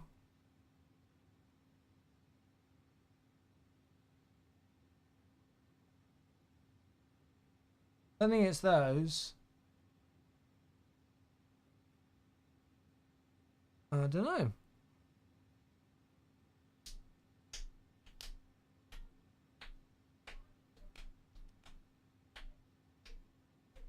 It's there with the manual radios. Oh, okay, so it might be something to do with this.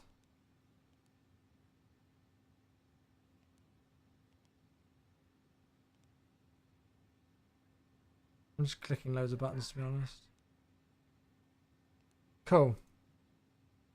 You need to log on CPDLC to access TCAS. What? Log on to CPDLC to access TCAS? Really? Try tuning a VO on the manual radio? Yeah, already done it. What, here? Yeah, we already tried to do that. I opened an issue to iniBuilds for the Pratt & Whitney version of the A300. You can hear the engines roar even on high altitude, and performance decreased a lot since previous version. Yeah, I mean, I don't know whether I've just had like something gone corrupt, whether I just need to do a straight reinstall or what.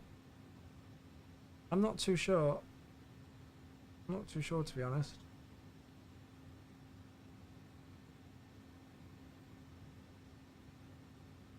What happened? I just joined, so we've got a really weird bug with the A300 where VORs don't exist, basically. No, because this is a comm box, but it's literally only comms. It's not nav.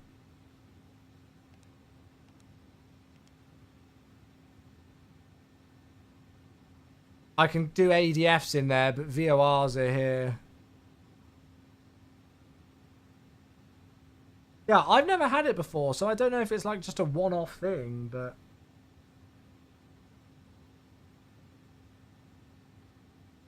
I'm trying to think what we could do if we only do one flight in this aircraft.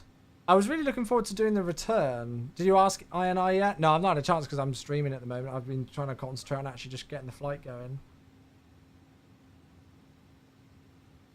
Trying to think what else we could do if we don't do the return trip. I don't really know what.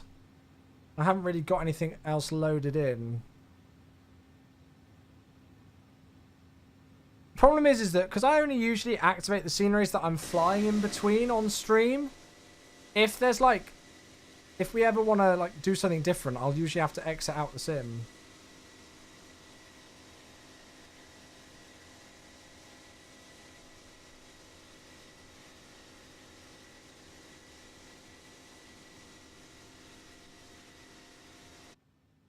But yeah, I'm not too sure.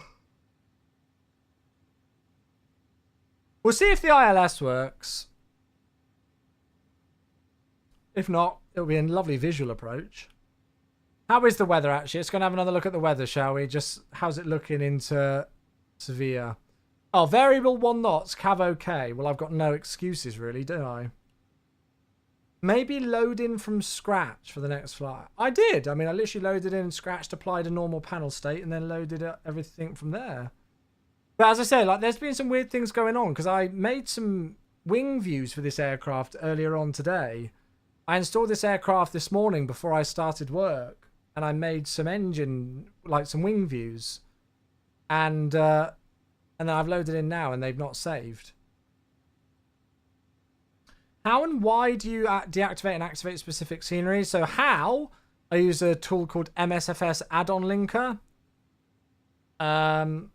which basically means that you can have your sceneries on whatever, hard drive, whatever you like. And then MSFS add-on linker, you just tick them, which ones you want to use and don't use. It greatly helps your load-in times in the sim. So I see Jamie recently has been moaning quite a lot on his live stream because he's got like 10 to 12 minute startup times in MSFS. If he used MSFS add-on linker and actually cleared out his community folder a bit, his load-up times, I imagine, would be a lot quicker. It's the same. You can also delete things in the content manager within the sim that you don't need as well. So if you've got loads of aircraft that you literally never fly in the sim in the content manager, or, scenery things or whatever that you never use, just delete them. Because you can always re-download them again if you want to. But just delete them because they will just take up hard drive space and they'll make your sim load slower. He's insane for not using add-on linker. I mean, as I said, there are the only advantage that I can think of to not using add-on linker is it means that if you want to make a hot switch and change your plans, you can do so, whilst I'll have to restart the sim. But I think that's literally probably the only advantage that it's got. I can't think of any other advantages to not using add-on linker, to be honest. How do you install scenery from the marketplace to the add-on linker? That will not install to the add-on linker. That will always go to your official folder. So that will just always be in there. So you can't do it with that. It's just things that go in your community folder. Have I seen the new Dune film? I've not seen any of the Dune films. I know that MSFS staff in the US offices got to go and watch it. They had like a thingy for it, a screening for it. But no, I've not seen it. I'm pretty sure I could have got tickets to go and see it, but I didn't ask, to be honest, because I haven't even seen the first one, actually.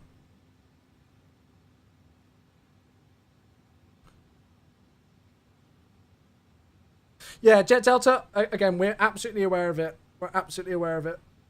Let us know if you're seeing any improvements with it or anything like that in the content manager. But yeah, we know that one. We know that. Yeah, right. Time for top of descent. We'll see what happens. Worst case scenario, we'll do a visual. Yeah, I'm trying to think what we can do if we don't do the return flight. I almost feel like if we didn't do the return flight, we would spend more time faffing just trying to think of something else to set up as if we could have just done the return. Do you know what I mean?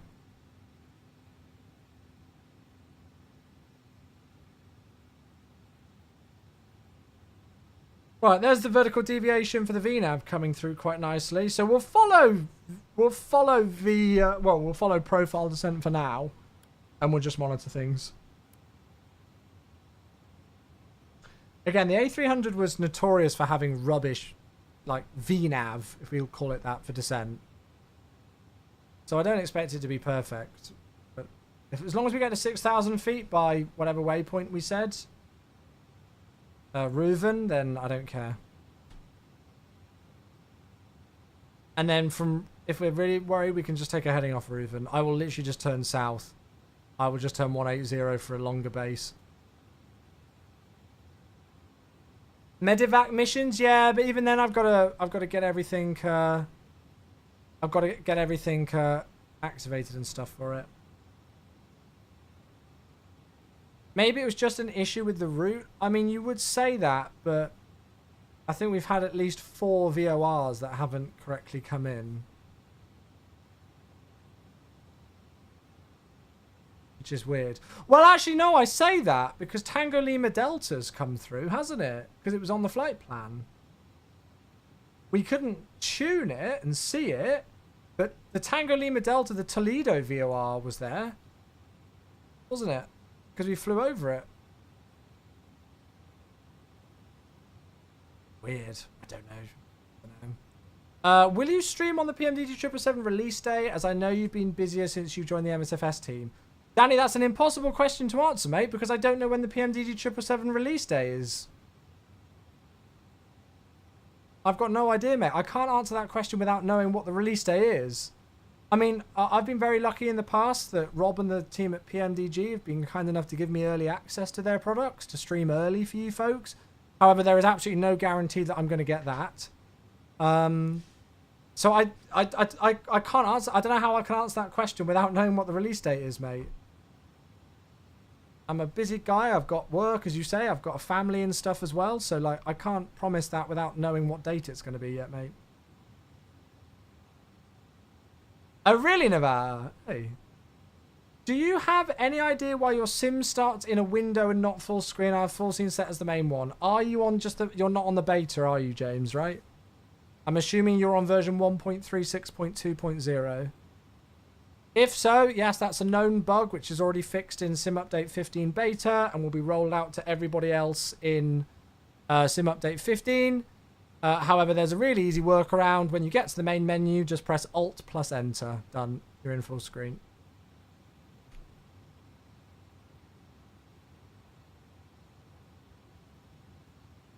No, Rob hasn't told me anything with release dates yet. He hasn't given me a copy of the aircraft yet or anything either. I never expect it, but yeah.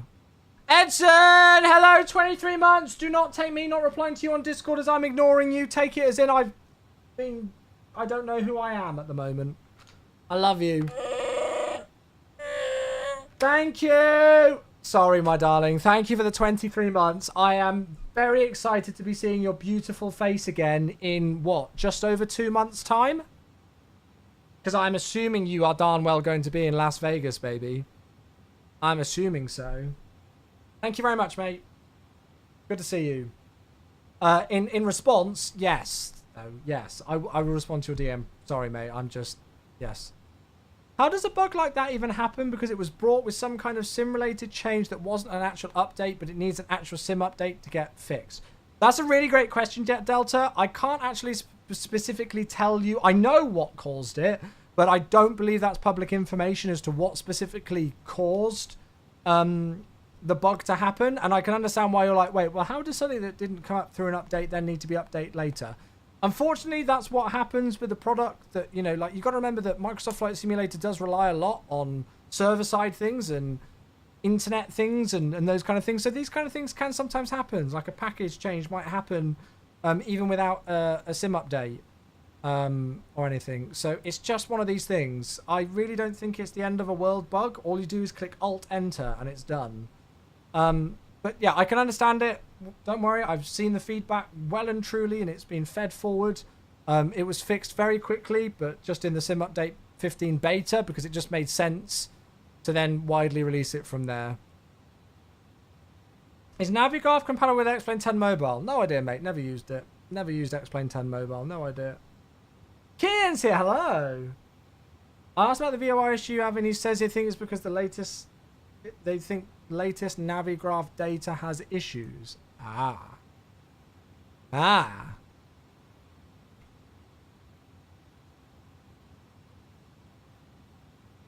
guess that would make sense.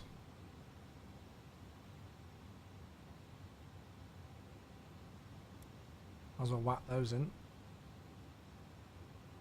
Right, what was the QNH? 1015. I'm just going to put that in as well. We might as well, because there's no ATC or anything going on, so...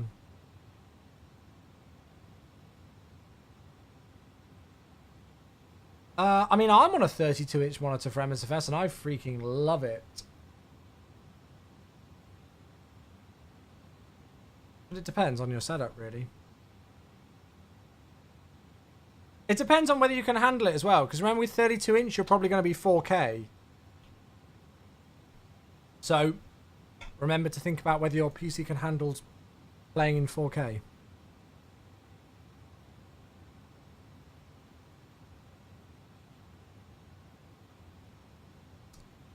I don't know about the YouTube streams, chat. I'm not sold on them at the moment. My concurrent viewer number on YouTube is 15. As much as I would love to bring it to a new audience via YouTube, I do wonder whether it's worth the faff setup of it. We will see. I will monitor. Yeah, 15, I know. I mean, I don't want to judge everything just on concurrent viewer count, but you've also got to remember that whenever I'm doing these kind of things, I have to take into account like preparation time and all sorts of things like that as well.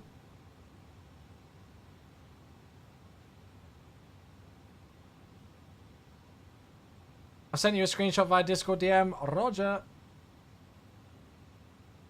Froggy says they're liking it. Well, there we go. Thank you, Froggy. YouTube has always been a once-in-a-blue moon thing for me. I wouldn't say always. Certainly for the last few years or so, most likely. Smelly on YouTube says, what happened to Twitch? I'm streaming on Twitch right now. I'm streaming on both. Which you are allowed to do now on Twitch.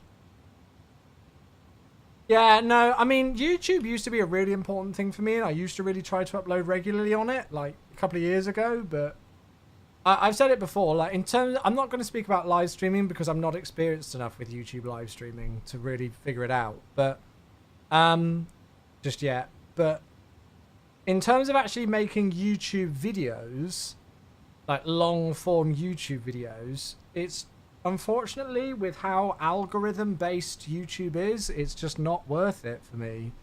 It might be for other content creators, but I've spoken about it a few times. Like, there's a prime example. There's a video on my YouTube. It's one of my top viewed YouTube videos. And it's of a Ryanair Boeing 737 departure out of Valencia. It was a Twitch highlight that literally took me about 3 minutes to export from Twitch and change the title on. Literally the most minimal effort ever. And it's got easily 6-figure views. Whilst then a couple of years ago, I did a sponsored project with NVIDIA on the RTX 3080. And I think that probably only got me, I don't know what it's at now, but I think last time I looked, it only had about 8,000 views. And I worked bloody hard on that video and did quite a lot of prep for it. The thing, and I mean, I always thought like, okay, just go and do short form media, but even that's algorithm. It's all over the algorithms. Mr. Jazz, hey, 59 months. Thank you very much, mate. Good evening, doll. You could say like, oh yeah, do short form, do TikTok. I did that for a while, and it was just all over the shop. Oh, it says I've got a new. Oh, that's just a new new YouTube subscriber, not a member thing. I need to get rid of that actually. Jazz, hey, 59 months. Thank you. That's very kind of you. 1 month away from half a decade, Mr. Jazz.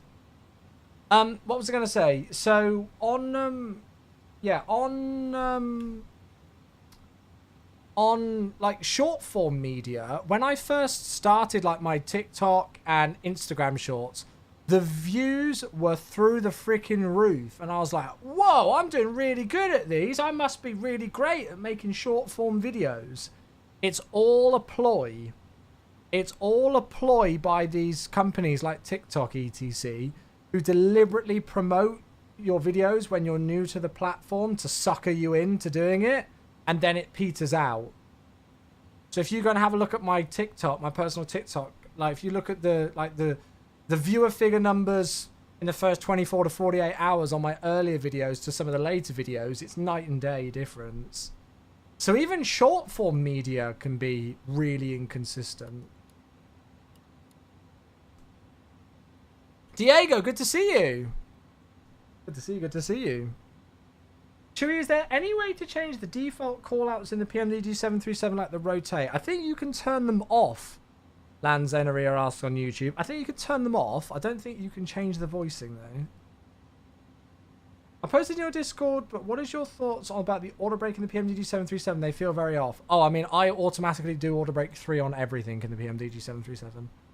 I don't do anything else but auto brake 3. And then if it's too much, I just manually disconnect them.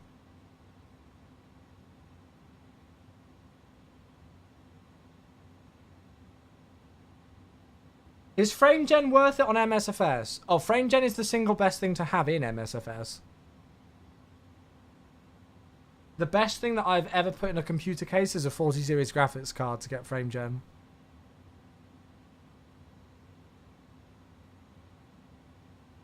We're still a little way out, so I'm not too worried yet about the fact that I'm not seeing anything for the ILS. I hope to God we do see it, though.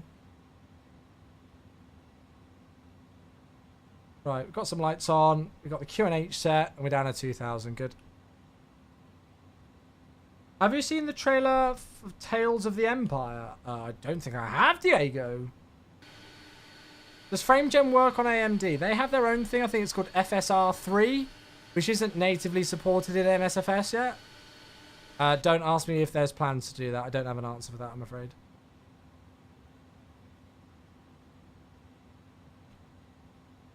Does it work with 30 series cards? There are people who do modifications to get it to work with 30 series cards. However, I'd highly recommend you not trying it. Ah, that's a good sign. That's a good sign, isn't it? We've got half a diamond and a DME readout for an ILS. That's a very good sign. Is this the Tales of the Empire thing? Ooh. I'll have a proper look on the way back or something. Nice. Yeah, there are ways that you can do frame generation, but we do not advise anybody doing it. Really, if you've not got a native card, you just risk messing things up. Oh, nice, Kian. Go for it, mate. Go for it, my dude. Right. Looks like the ILS is showing nicely, everybody. So this is great. So we'll start to think about slowing down soon. I think what I might do is I might just take us into vertical speed. And then I'm actually gonna, I don't know why the music's still playing, to be honest. Let's turn that off. Turn up the sound of the sim. Start to slow ourselves down.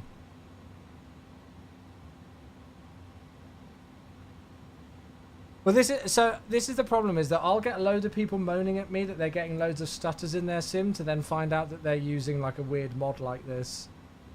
And it's causing loads of stutters, and it's like, well, yeah, there you go. Dan, hey, 90 months. Oh my god, Dan.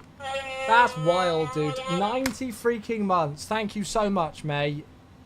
That's absolutely absurd. That's too long. Too long. Thank you so much, mate. It's ridiculous that you're only 10 months away from triple figures. That shouldn't be allowed. But is hugely, hugely appreciated, mate. And I hope you know it after all this long time. I've completely forgotten what the flat or slats 15 speed limit is in this thing. Just got to call out on Unicorn because there's a bit of traffic on the ground. Sevilla traffic. Postman 5 Whiskey Echo descending through 4,400 feet for the ILS approach runway 27 will call established. Sevilla. Guess what? What, my darling? Right, slats 15. Oh my god! Surprise! Oh my fucking god, my heart is just... Oh my god! I'm here! Holy shit! Oh my heart! Oh, fucking hell! Love you! Holy shit! Go away, I love you. Hello. Oh my... Oh, I've got a headache. That's literally given me a headache. Would you like some paracetamol? No. Oh lord, I'm literally going to die at 40 of a heart attack with this woman, I swear. Holy shit. Well, at least we've got 10 years. Hello. Thanks. Hey, Becca's here, everybody, if you hadn't gathered. Hi. Oh my god. Oh, I feel sick. Feel lovesick. No, no, yes, yeah, we'll just say that. We'll say that. Oh my god. I think that was louder than I planned. Oh. Oh my god. Holy crap. My heart. I'm going to put a lock on that bloody door. Oh. Oh my god. Right, what am I? Who am I? Flaps 15. Oh god, Mitch, hey, thank you for gifting a sub. I need to calm down now. My heart is absolutely pounding. Thank you very much, Mitch. Gifting another bloomin' sub. You're wild, dude. Absolutely wild. I appreciate you a lot, my friend. Thank you. Right, lock star. Arm the bloody approach. What the hell is the go around altitude? 4,000. Oh my goodness gracious me. Severe traffic. Postman 5 Whiskey Echo, 9 miles, localizer established, ILS 27. Oh dear. Glide slope start. Go around altitude set. Speed's 180, coming back. Visual with the runway. Oh my god, sorry, that's... She's left her phone here. Shall I take loads of ugly selfies? No, because you'll probably post them all over the internet. Please, no, I'll say to them. Yeah, I knew you would. Have your phone. Oh, you're not going to say stuff? No. Oh, look, there's you. It's me. Oh yeah, it's me. Right. Yes. Right, gear down. Go. Can you go away, please? I don't do this at your work. Slats 15, flap 20. The app is 133.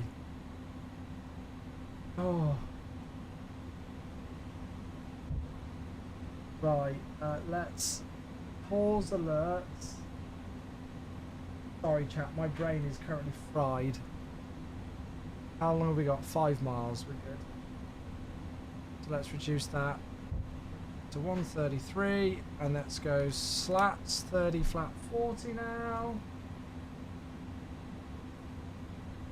Oh my heart. Okay. Right, all the lights. Continuous reel out onto there, we're gear down, slats and flaps, ground spoilers armed, good, we're ready to go. Any tips on a crosswind landing because I suck? Depends on the aircraft, to be honest with you. If you're doing an ILS approach, just, you know, concentrate on the diamonds and then... Depends. Some aircraft you'll decrab with the main gear, like with the main gear down. Others you might not. Right, I am gonna disconnect the auto thrust. Turn up the volumes. Severe traffic. Postman 5 Whiskey Echo. 2.5 miles ILS 27. Synced, hello, good to see you all. Welcome, welcome. Oh, now I'm too fast. I'm all over the shop. Right, let's sort ourselves out here. Here we go.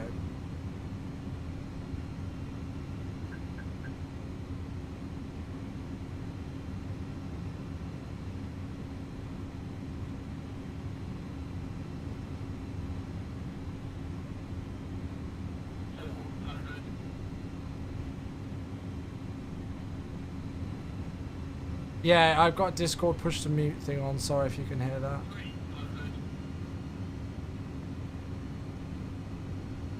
Speed's good.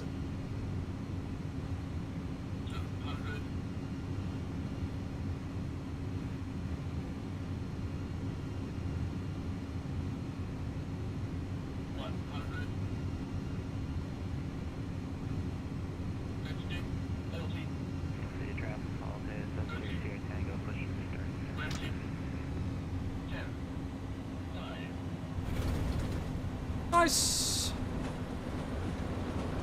Okay, spoilers. Reverse green. And we've got auto brake low.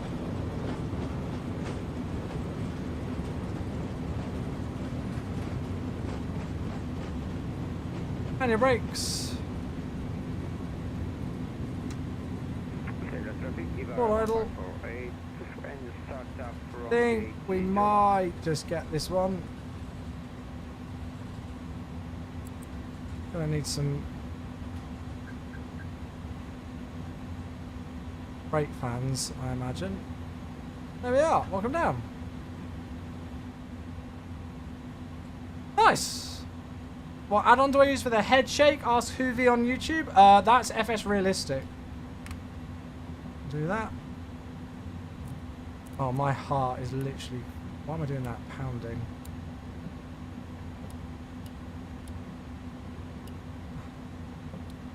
Right, I kind of want to know where these folks are pushing back to. Although, to be honest, it doesn't matter because we're just going to go in up here. Sevilla traffic, postman 5 Whiskey Echo clear of runway 27, taxiing to stand 21. Okay, so APU's coming online. Lights are good on there. They can come off as well, actually. We'll go and turn the flight directors off. Get that out the way as well. Actually, I'll just go and turn that off. That can come off. And then there's the hot brakes. And then we're going to go in on stand 2-1, I think. Parking. Is this going to work? It might not like it, but... Actually, I don't even know if we're going to be able to park there because of the wing clearance. We'll go in on 2-0.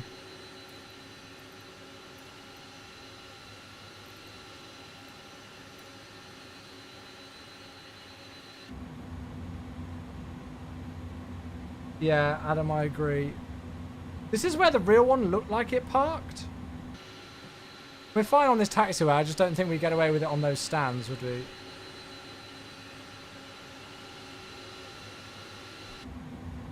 Alright, unpause on there. Sorry that I'm taxiing slow. I'm just giving the chance for the APU to get going.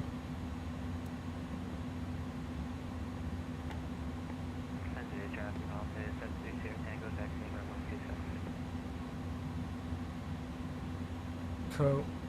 Right, APU's running. I'll turn in. I think I want to do the return flight because I want to fly this thing again. We might just have to avoid the VORs, which will mean we'll have to do an ILS approach. But I think the winds are so calm at, well, they were anyway earlier on at Victoria. It's not going to matter too much. There's the Voltaire.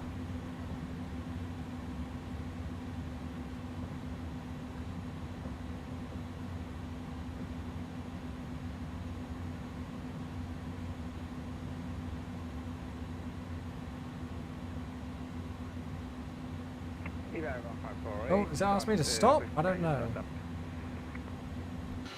We'll stop there. That's fine. Cool, right. Looks good. So, parking brake is set. APU's running. Stick on the bleed, why not? And then we'll go engine shutdown. There we are. Whew, gosh.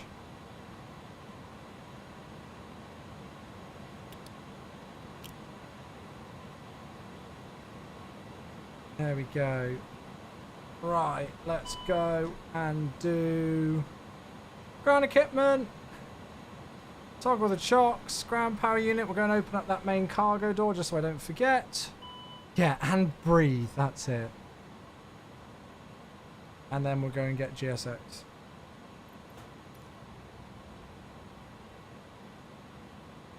Wheel temperature's coming down nicely, so that's good. We'll leave all of these as is, to be honest with you. We might as well. External power's available. How hot is it down here? I don't know if I want to leave the APU running because it'll probably be bloody hot.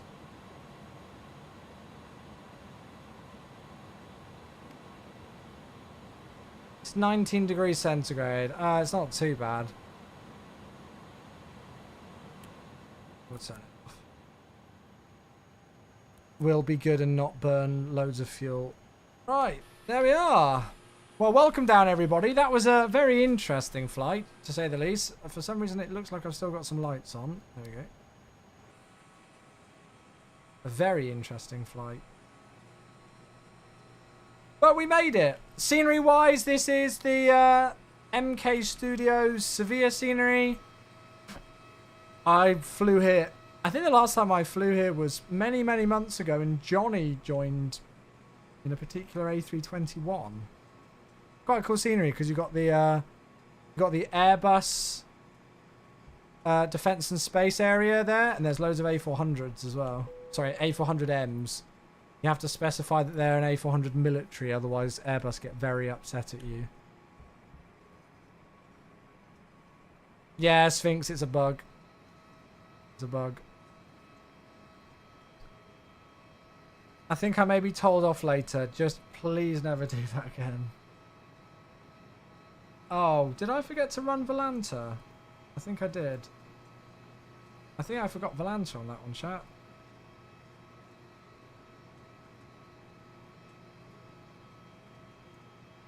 Oh, MH, hey, 73 months. I think the last thing I needed after a day like today was a jump scare.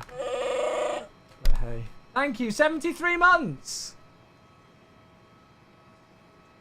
Yeah, I think I might have forgot. Yeah, I did. Damn it. Sorry, chat. I forgot to do Volanta on that one.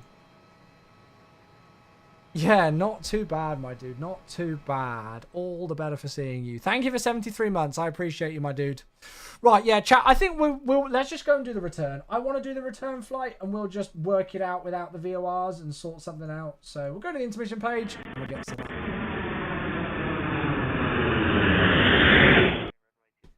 Good stuff. Right, let's get some music playing, and yeah, we'll go and get everything set up for it. Your YouTube is just based on promotions, man. Then don't watch my YouTube. Nobody's forcing you to be here, Dutch Flight Sim Pilot. This isn't a dictatorship, my dude. Right, intermission. Go and switch all those round.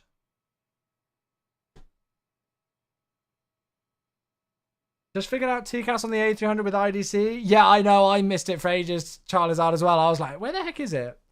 Wait, it isn't a dictatorship? Believe it or not, it's not a dictatorship. Yeah. So we're Postman 8449 on the way back.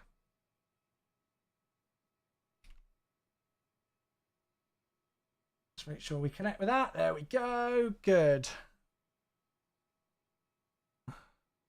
Oh, there's the Volatea.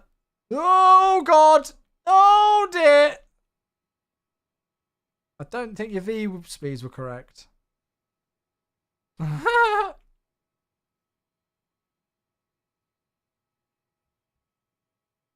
Do love the look of this A300 in this DHL paint scheme. Right, okay. So let's do a bit of this. So it's still the same there. What is it? LEVT to LEZL now. See, look, I thought I'd got the correct sim brief type. A300F. That's, and then ini A300 freighter. Maybe I'll try this one.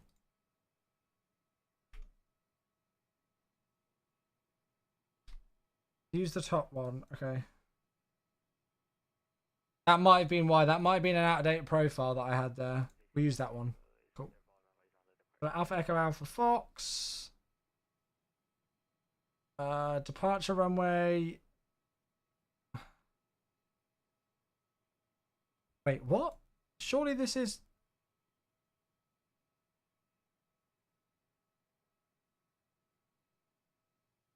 Have I done these the wrong way round?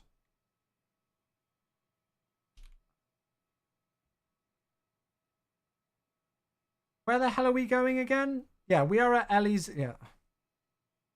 And then I'm going to use 04 for the arrival because we can't do anything else. So yeah, the only issue here is that we're going to have to go a Pixie Direct Parker, I think. And then we might have to go a Digo Direct Lopner, but that's fine. That's fine. I'm happy with those. I'm not going to cancel the flight just because of that.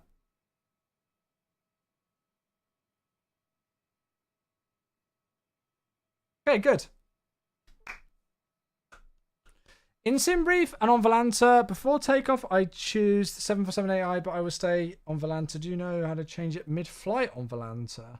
I think you can just create a new aircraft in the aircraft tab and then just change it on the flight itself, can't you?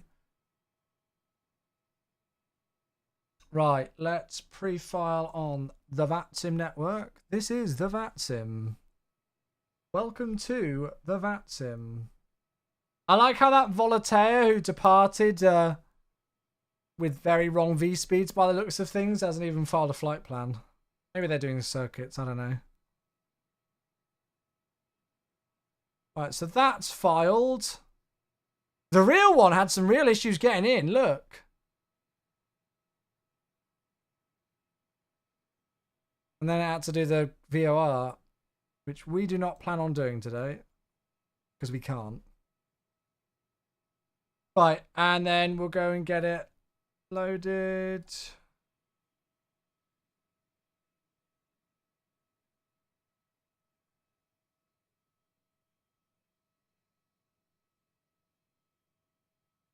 Good. And then, what's wrong with VOR approaches? Scared? No, they're not working in the aircraft, mate. They're bugged. Go and watch any of the rest of the VOD of today's stream. We've had some major issues with VORs being able to program in the aircraft.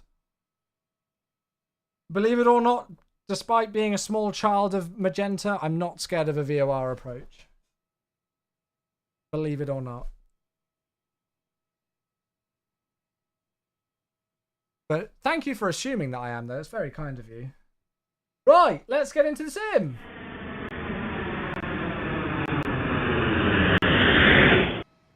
Much as I love the 1975, we will turn that down. Yep. Cool. Oh, yeah. NDB approaches. Yeah, that's a different kettle of fish. Cool, right. So, brake temperatures come all the way down, so we're happy with that. Looks like we've just got it in time with the deboarding, so we'll go and load things up again. So let's go into here. We'll go My Flight. We'll go Import from SimBrief. So Sevilla back to Vittoria, that's all correct. QNH hasn't changed. Yeah, it's only 3 knots, so that's fine. Weight and balance. Update from here.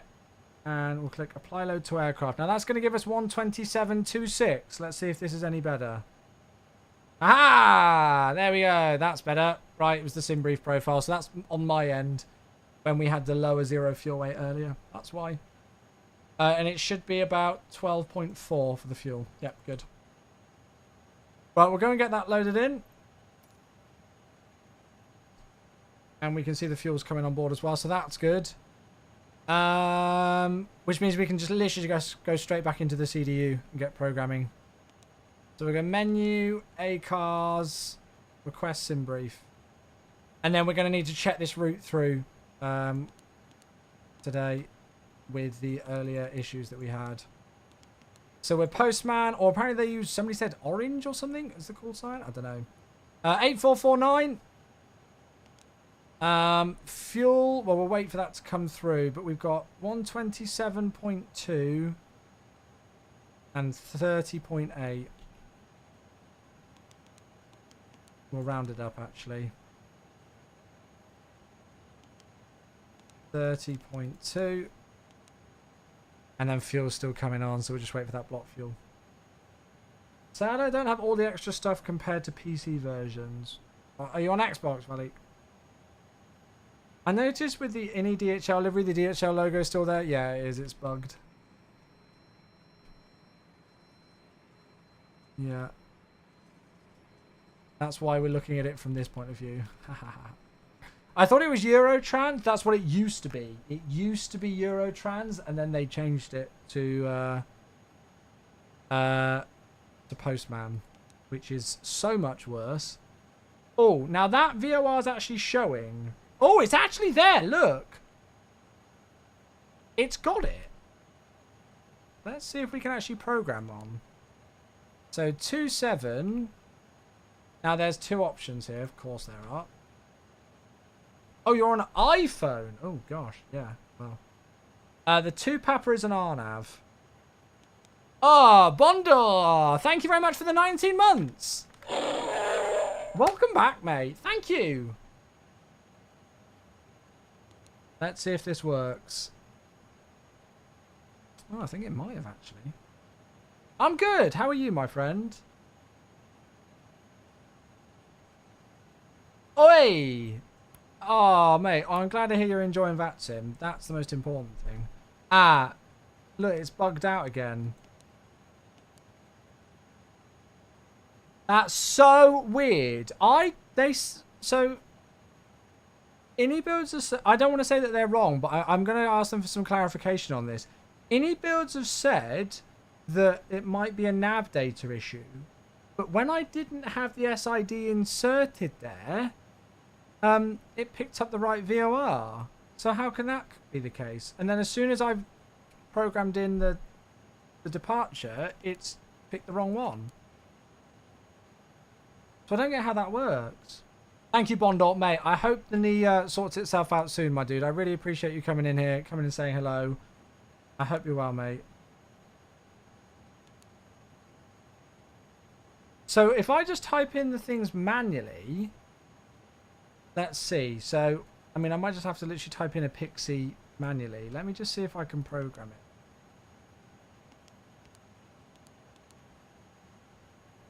Now, where would I put it? Would I put it...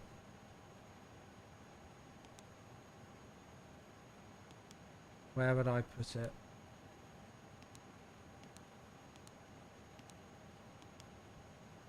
There.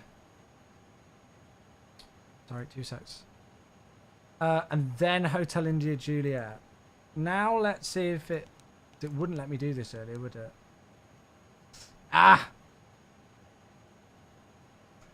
I wonder whether I load this in again. I'm going to do something super quickly.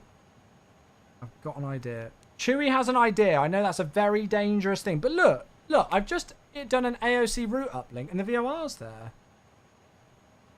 I thought the call sign was box. No, that's well, Aerologic have box as their IKO.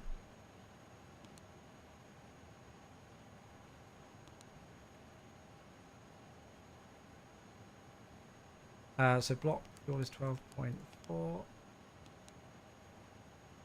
So that's all back in.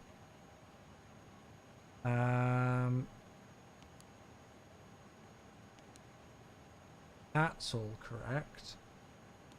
So now if I literally just write in the next waypoint, I think we're just going to have to do that.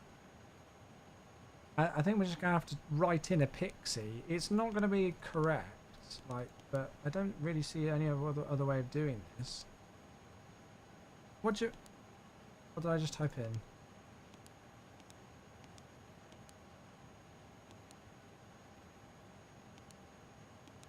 Right, so that is actually the SID, pretty much. It's not amazing, but it will do. It says we're going to be at a pixie at 10,700 feet. Who knows? We might be. Right. Then we've got the route. We know that's fine. Then it takes us to Delta Golf Oscar. Now, this is when things get interesting, though. Could you just tune the VOR manually in flight raw data? We tried. We tried on the...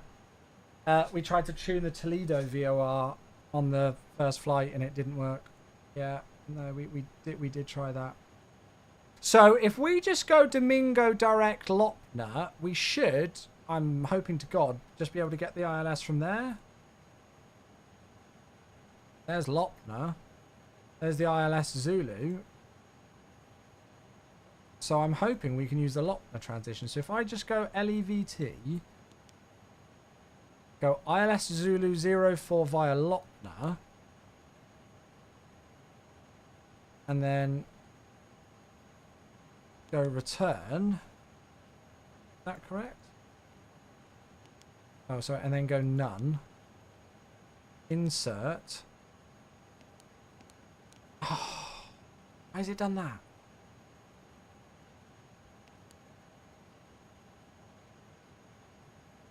What the hell is it drawn there now?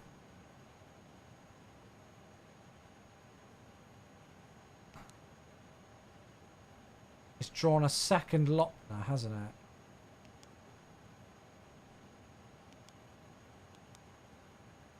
Where's that? Good lord. It's... Oh no, I see what it's done. It's drawn the Lopner. It's drawn Lopner ages away. I made a new word today. I've decided to call it plagiar. Oh my god. Cornelius, is there any way you can get into helis? H145? Oh, dude, I've been... Cornelius, sorry, I only just seen your message on YouTube, man. I love the H145. I do a lot of helimed stuff. I don't stream it as often as I used to, but yeah, I do lots of helimed stuff, mate. Love it. Well, it's even messed up with this. So I greatly think that there's an issue with the aircraft. I really do.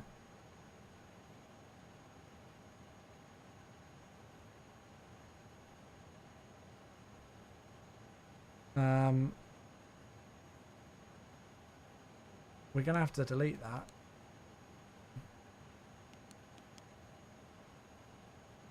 And I'm just gonna have to do this to there. Just gonna have to do that.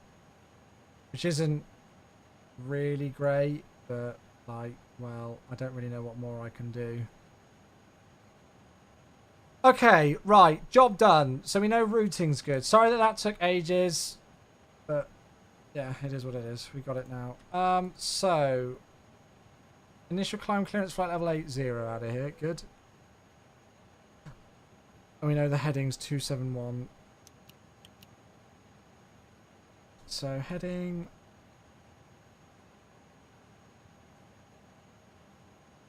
It's fine, Ash. It just adds a level of other complexity. It just makes... We just have to think about things a little bit differently. But at least we can work around it.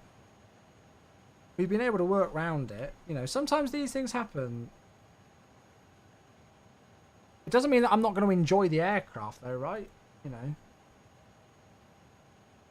And we can go and, you know, see if we can get it looked at as to why it's doing it. Okay, so 150, 150, 155, flex of 58. Today.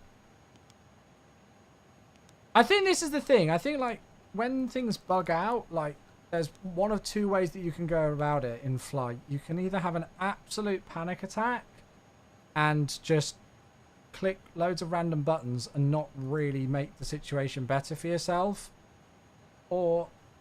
you know, kind of work with it and work with what you've got. It's very much easier said than done. Especially when you're on a live stream and there's loads of people watching. You know, the pressure's on to kind of not mess things up too much. But I find the more that you try and complicate things by faffing with loads of stuff, the more chance of it going wrong. Right, so... profile and nav, so we've got 220 into there, and then we've got 155 profile climb nav, flight level 80 in blue on there. Transition altitude on departure today is going to be 6,000 feet. We're happy with that landing elevation for now. Good. And I think boarding is complete as well, or cargo loading is complete, so we can go and get the APU started and get ready to go, everybody.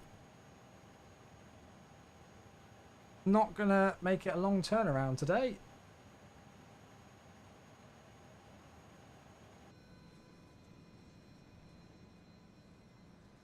I love the look of this thing. It looks so nice. I don't actually think the D's even lined up, is it? Oh, look. Oh, that was weird. I swear there was like a gap there. Maybe it was just where the door was closing still.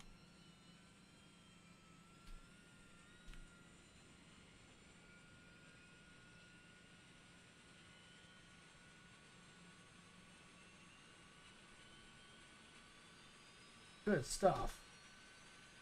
Thank you all for tuning in today, by the way, folks. Being here, taking time out of Thursday evening to tune in. I've honestly greatly been looking forward to today's stream. Been a bit of a tough day today, and looking forward to today's stream has got me through it. So thank you all. I'm looking forward to our return trip. Just going to detune the ILS, so it's not going to be anything in there. Let's get that heading selected as well. 271 even.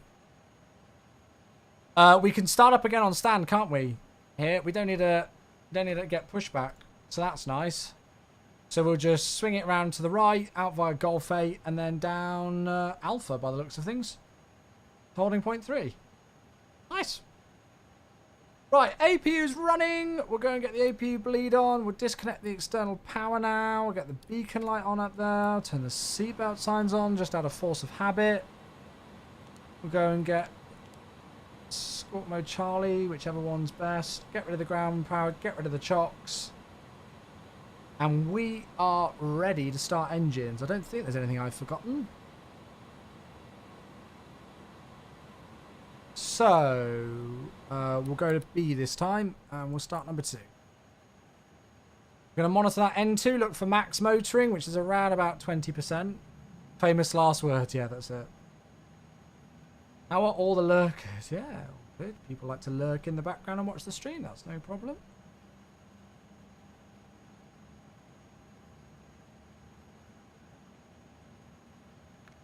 Fuel in.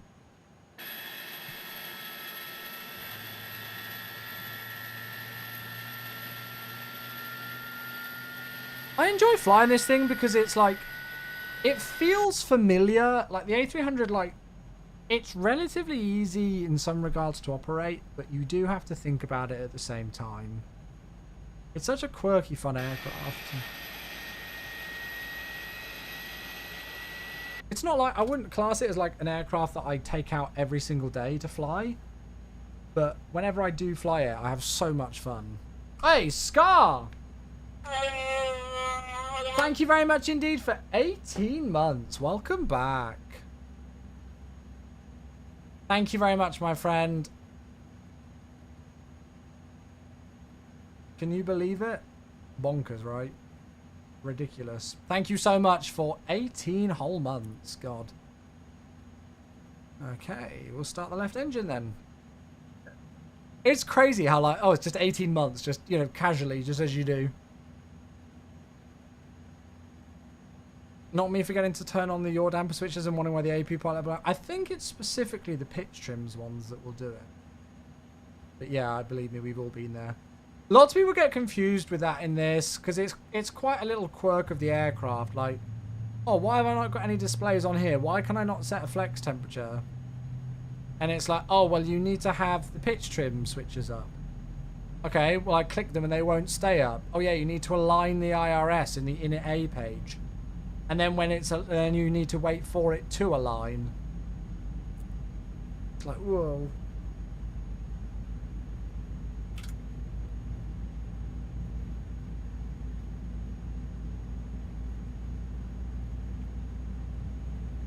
You finally got an A300 Ryanair livery. Ugh. Ugh.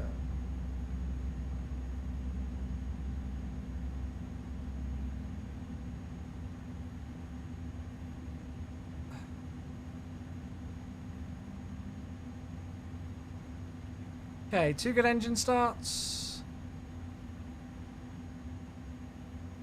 Yeah, but Ryanair on an A300. I forgot to turn the Pro Peeps off earlier. Whoops. Oh well. So, continuous relay, APU master switch, APU bleed off. That's fine. Do slats and flaps. Ground spoilers, auto brake max. There's no other traffic. Oh, no, I was going to say there's no other traffic here, but there is now. So we will make a call on that sim. There they are.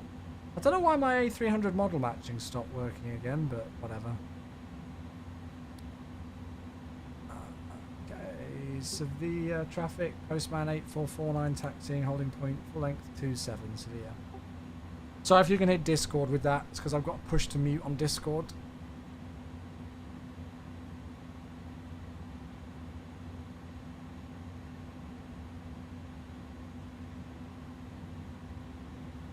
Is it true that FS24 will have better model matching? What is true is that you know that I can't answer those things. Come on, you know that by now, Jet Delta. You've been here long enough to know that I can't answer questions like that. Reshade beta car, I don't use reshade. However, I think if you do exclamation mark filters, you might get my NVIDIA filters. I just use a couple of filters, that's it. There you go. Those filters might not work for you. They might look a bit different on your displays, but that's what I'm using right now.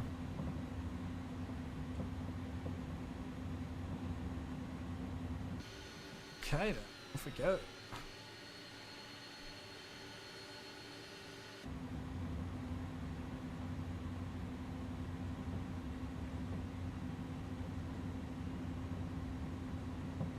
Looking good, looking good.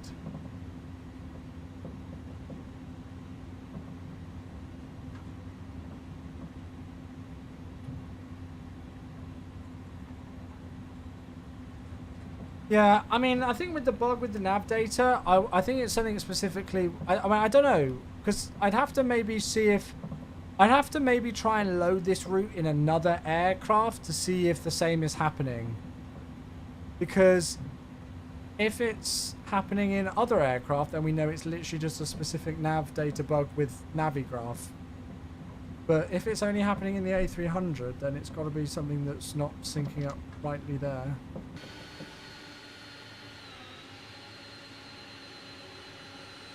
So good, this aircraft. Love it.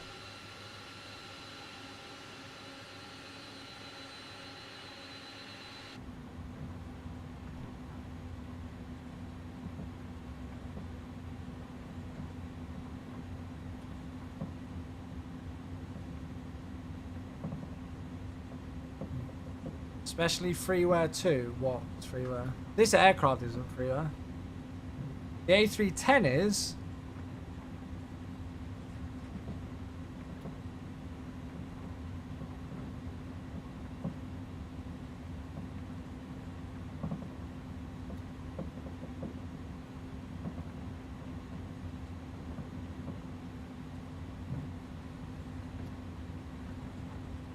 Getting old? I know the issues, Thomas. Don't worry, mate.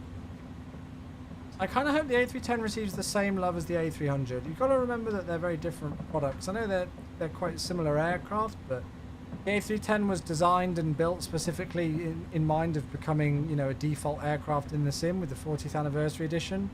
Completely default. Whilst the A300 is not, you know, it's not got the same requirements that are needed specifically for an aircraft that's being put default in the sim.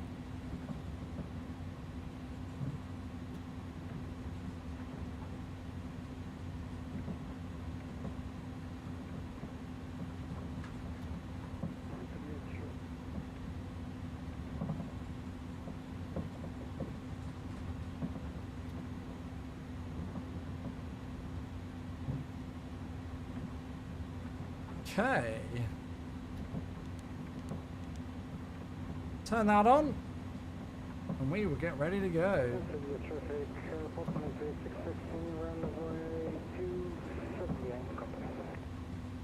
Cool, so yeah, the aircraft's taxiing out.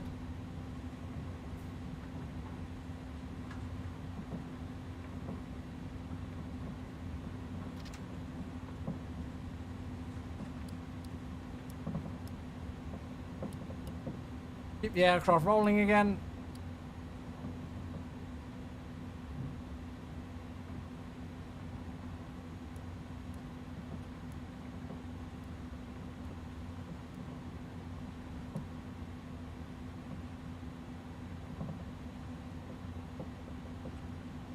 Beautiful. Oh wow, they've caught up quick.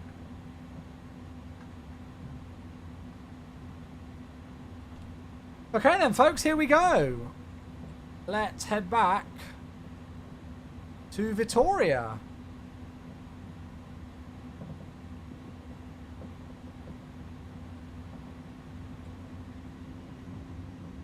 Takeoff.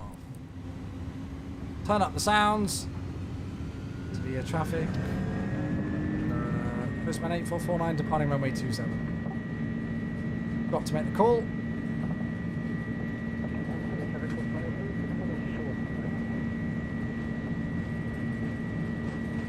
Thrust set then.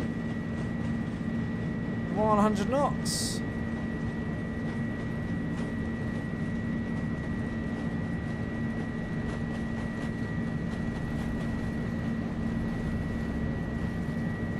Rotate.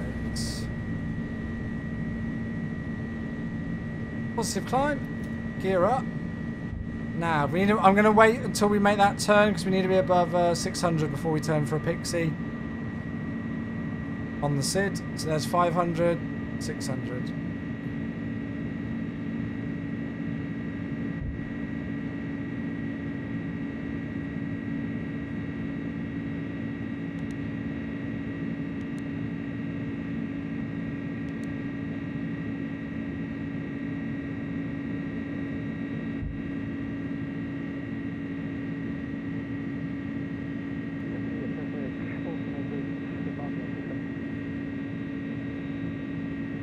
Beautiful.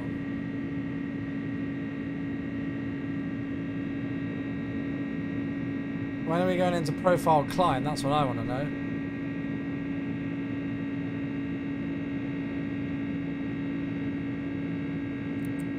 No, it's gone into speed out. Why have you gone into speed out? Oh, it's because it's gone into level change. There's profile climb. Did I might have clicked something without realizing. Alt was in blue. Okay, autopilot in. That's absolutely fine. Now we're good. Profile thrust, profile climb. There's 4,000, so we're climbing nicely. Now the speed's starting to come up. Good, there we go. Sounds like it's a buzzsaw, isn't it? It's a buzzsaw. Okay, we'll get rid of the flaps now. So slats 15, flap 0.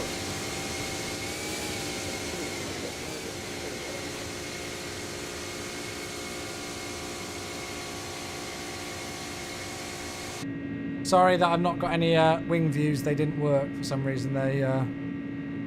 I saved them and then they didn't work. I don't know why. Okay, slats can go.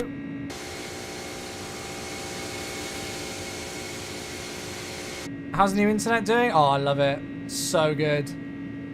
Hey, Snowman, thank you for the gifted sub to Elf. That is super kind of you, my friend. Thank you very much. I will grab that in just a moment.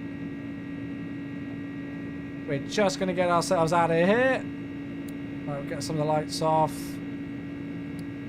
Turn offs. Thank you very much. That can go off. Ground spoilers can go.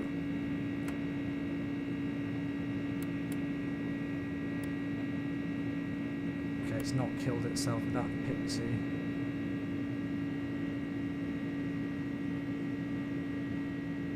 Good. Right, we're flying as we should be so far, so that's always good. Okay, so let's just review things. So we're on standard. We are through 7.4 for 16. We'll wind that up to our cruise, which is 32. We'll get all the lights off now, might as well. That's fine, so it's just the strobe, nav, and beacon. That's, start switches are off. Landing gears off. Ground spoilers are disarmed. Flaps and slats are out the way. Good. Right, we're on our way. So, we have a gifted sub from a very generous Snowman2070 to Elfwing. Thank you very much. There we go. I like how you can see the windows of the passenger's A300. Yeah, before it was converted, right? Thank you very much, Snowman. First ever gifted sub in the Chewy community. Super blooming generous. Will you ever try the CRJ someday? Honestly, probably not. I flew it many years ago when it first came out. Was heavily unimpressed with it, if I'm being totally honest with you. It's not really received a tremendous amount of updates since then. And yeah, I never really got on with it. I found it was too buggy. I think it was very much rushed for release because it was the first payware third-party aircraft in MSFS. I think it was very much a, you know, this is my opinions only, obviously. You know, people are welcome to disagree, but I felt like it was a bit of a cash grab. Just to get an aircraft out there quickly to make some money off it, being the first third-party payware aircraft.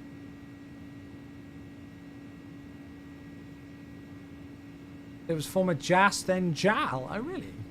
You should look at the camera when you put that mask on for full immersion. Difficult when it's over there. Cool. I think the CRJ was updated. I saw some streamers flying it. No, they're flying another payware thing on over the top of it, which is a sound pack for it. Don't want to listen to that song. I've seen quite a few streamers streaming it recently, but it's purely because a sound pack released for it. Which has always baffled me, paying like for a payware product for sounds for an aircraft that you've already paid money for.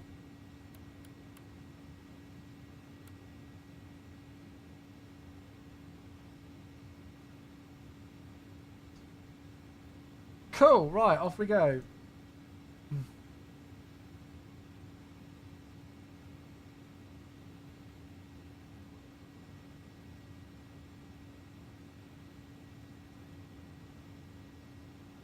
Beautiful stuff.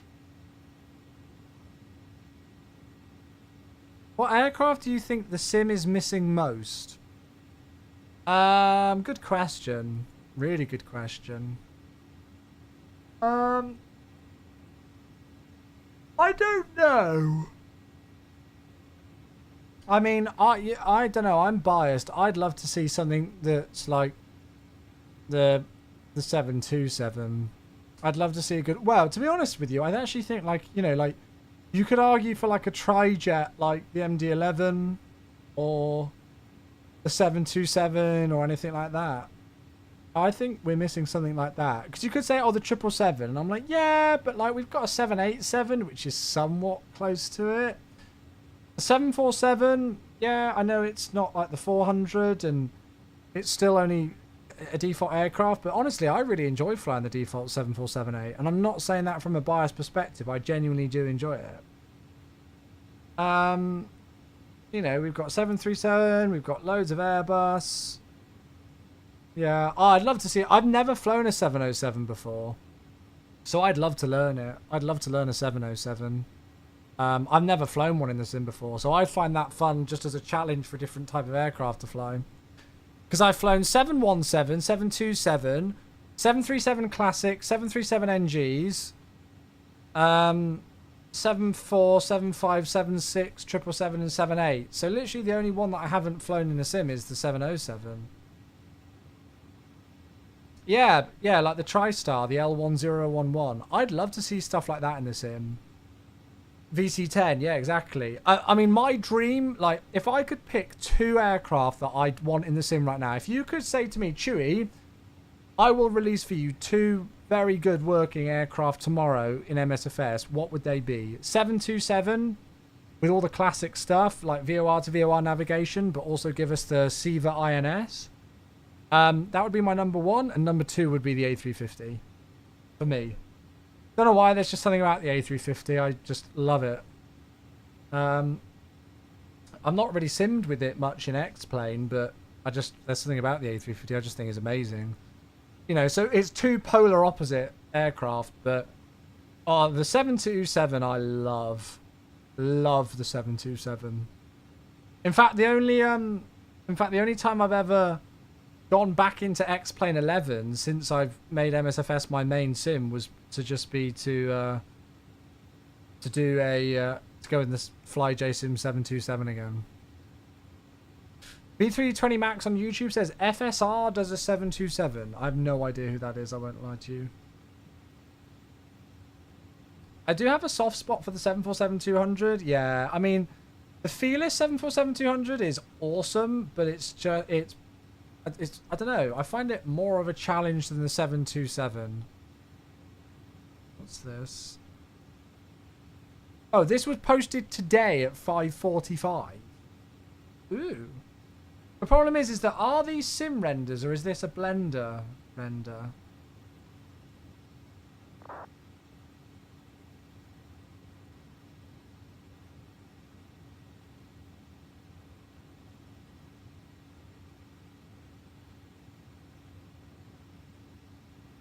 Hey, it looks good.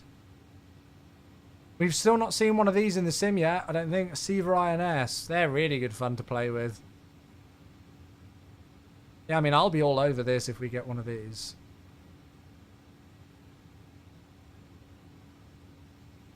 727 fuel system can be pilot managed. Well, if you thought the 747 tank engine was bad, you don't. Oh, that's it, Jet Delta. That's it, isn't it? I think with the Fearless, you can auto it, can't you? Or like there's only a thing we have to do with the Fearless where you have to like turn some specific tanks over at top of descent or something. But yeah. Hot Start Challenger in MSFS. The problem is that most X-Plane developers, I mean, I think we've only seen one I might be wrong. Correct me if I'm wrong, but we've only seen one developer who only did X-Plane move to MSFS, which was iniBuilds. Tollis, FlyJSim, Hotstar, Flight Factor, all of those names. Carenado, yeah, but Carenado did stuff for P3D as well, didn't they? They just weren't purely X-Plane. I'm speaking literally just about purely X-Plane devs here. Just Flight also did P3D as well. Many scenery devs. Were there any like plainly just scenery devs for X-Plane who moved over to MSFS? We'll just go with let's just say aircraft devs. As far as I'm aware, the only aircraft developer who literally just did stuff for X-Plane and were like major players in X-Plane. Yeah, FlyJSim, Flight Factor, Tollis, Hotstar, those kind of names. None of them have ever even shown a slight interest in MSFS. And I think it's because they, I think it's because they knew that they'd have to basically completely rebuild their products from scratch. And they weren't prepared to do so. FSR 500 developer. Oh, okay, got you. Is it released? 727, because I've not really seen it. The FSS E-Jet was first a native X-Plane aircraft, like X-Craft. I don't... How... Honestly, I don't want to knock it, because I've not flown the thing myself yet, but I'm a bit worried about the progress of that FSS E-Jet, because a lot of people have paid quite a lot of money to see that thing progress in development. I saw Ian fly the latest... He was advertising that he was on the latest update earlier on, and the autopilot didn't even engage. I know, like, I'm in a product right now that's publicly released in his payware, and we've had an issue with nav data, but, like, the aircraft's still flying absolutely fine, and we've been able to work around it quite easily. And it might just be, like, a nav data sync with my Navigraph nav data. But the FSS thing, the FSS Embraer, like, Ian was literally advertising the fact that there was a brand new update out for it. And he had to turn around and land again because the thing's autopilot wouldn't even connect. And I'm like, wow. I think hasn't it been like over a year now? I don't know. I can't remember when they first released it, pre-release, but yeah. They update it regularly, but the features that they add are trivial, which I think is quite worrying when people have paid for it to go through development with the early access scheme. Flight Factor apparently closed with the 777, so no MSFS for at least a while. Well, PMDG I don't think are too far away with their 777.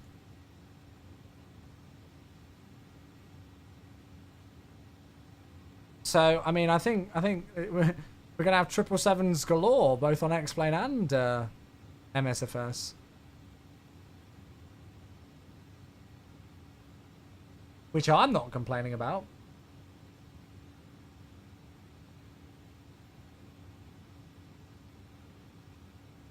Hey, Ray is here. Good to see you, mate. How you doing?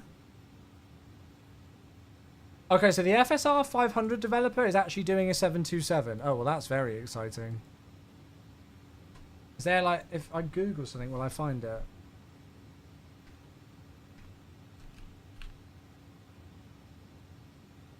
Oh, it's on our forums. Ha! Oh, there was an announcement over a year ago. That's a throwback. Flying Fabio.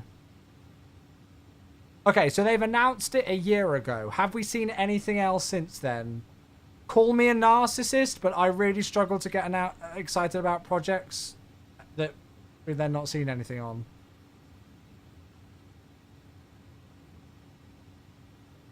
What do you think MSFS 24 will do to MSFS 2020? Don't know, mate. I think it's too early to tell yet. I think one thing to remember, though, as you know, as we said, that we're going to be continuing support for MSFS 2020 even when MSFS 2024 comes out. So, you know, it's not like MSFS 2024 is going to come out and then everything will just stop for MSFS 2020. We know that there's going to be quite a lot of people who are going to stick on MSFS 2020 before they go to 2024. if they're waiting for like a particular add-on or something to swing over, but yeah.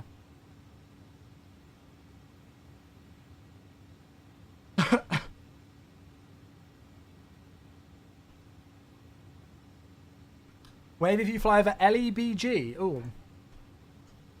Don't know if we will, mate. Don't know if we will. LEBG. I can see everything but it. I can see like LEGC, LEBA. I don't know, mate. Did you know of Phoenix before MSFS released? Because there's a Twitch clip of Cyanide freaking out over the MSFS announcement in 2019, and I've always thought it was excitement from being able to showcase the true potential of Phoenix.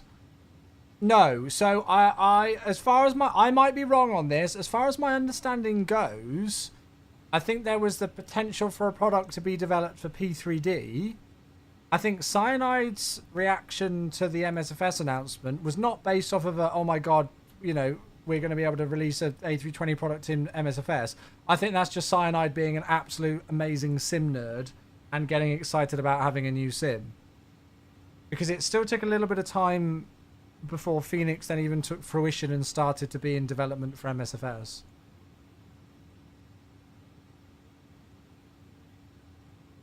I still wonder what happened to the Gaia sim Innsbruck. Yeah, I don't know. No, to be honest. Capitano, hello, mate.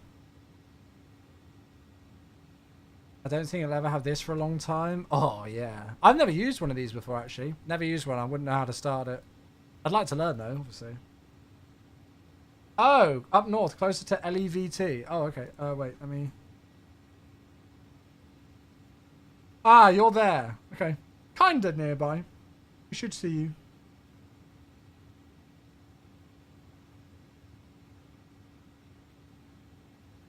I hope FS24 add-ons don't cause too much divide. A lot of people seem to think it'll be as simple as moving your community folder. Obviously, I'm not going to comment on those things because I can't yet. But, you know, even if there is like somewhat of a migration period, people are still going to be able to fly absolutely flying on MSFS 2020 with all the add-ons that they've got and know and love and are working in this sim. If they want to wait for them to go over to 2024. And I think, you know, go and have a look at the release... Sorry, not the release trailer. Go and have a look at the announcement trailer of MSFS 2024. There's going to be a lot more things that you can do in that sim. They might not interest everybody, but there's a lot of people who are going to be able to get a great enjoyment, I think, out of the sim without the need for some add-ons. So I think that's exciting in itself, actually. Yeah, Q400 would be cool, actually. I'd like the Q400 again.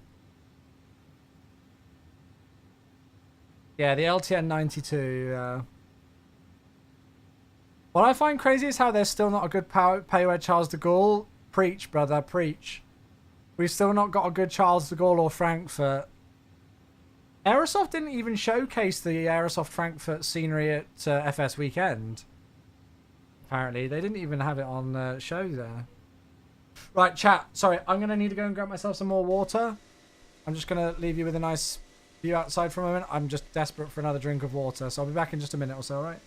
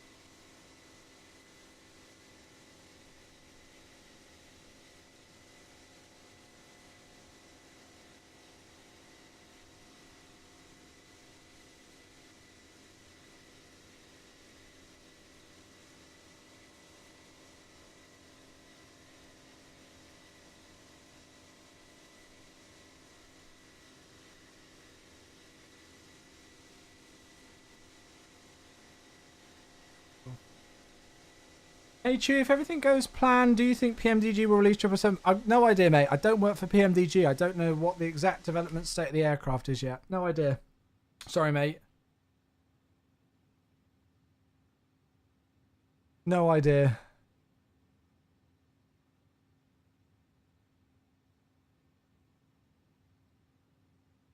When FSX came out, they made a big hoopla about missions etc. Traditional simmers weren't too happy. In the absolute greatest of respect, traditional simmers need to realise that there's a much bigger market now. And, I mean, FSX was a very small launch compared to MSFS and MSFS 2024, I think. So, in the absolute greatest of respects to that thing, like, yes, it's an absolutely, you know, like, traditional or core simmers, like, you know, us who do this kind of day in, day out, do quite realistic airliner ops and stuff like that. Yeah, it's a very important element of the community. However, it's not the most important element of the community or the only element of the community. Not by any stretch of the imagination now.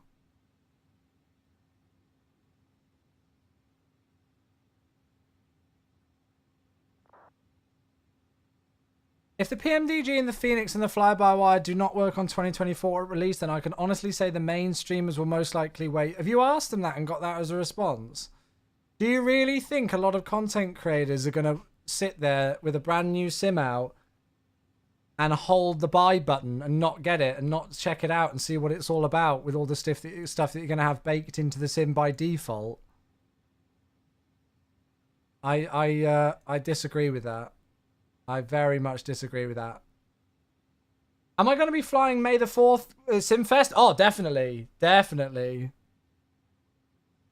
Definitely. Has there been any more info for FS Labs Concorde for MSFS? Oh, I mean, they're not even doing the Concorde in MSFS right now. They're doing the A321. So God knows when the Concorde's coming out. Why fly a new sim when you can't fly the big planes on release day? Well, why not fly a new sim on release day when it's going to have the most press, the most people looking at it on the categories, all new things which you've only just explored for the first time to do? You don't even know what's going to be available on launch, Frankie. Why would you not?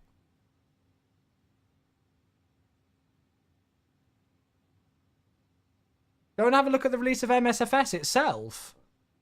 But there weren't any add-ons available for MSFS on release. Go and look at the Twitch category when MSFS came out. It was absolutely bonkers. Right, 108.9. My stats when I was creating stuff for MSFS around release day and everything like that. Yeah, it's some of my single biggest days.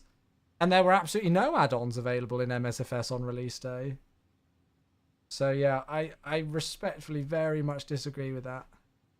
Right, 108.9036.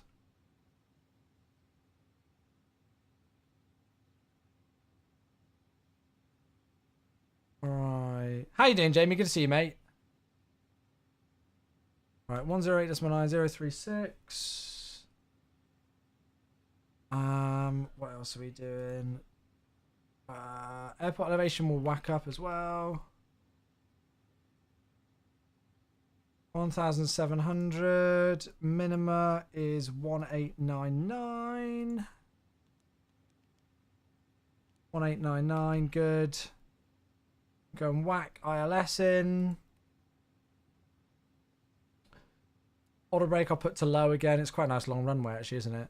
So we're going to be landing on the opposite runway, chat, because the VORs are messed up. So we can't do the VOR approach on the opposite runway. So we're going to have to land on 04 today. But yeah, it's not great. It's going to be a max 6 knot tailwind though. So it's within limits. It's within limits.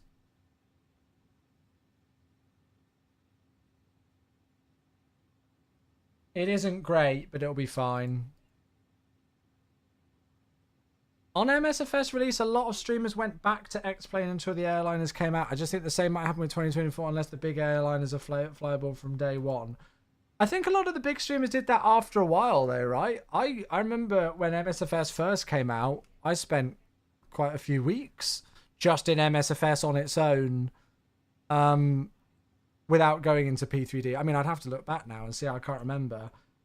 But that was mainly because I flew that was mainly because I flew a lot of the study level airliners, as you say, which weren't available on day one in MSFS.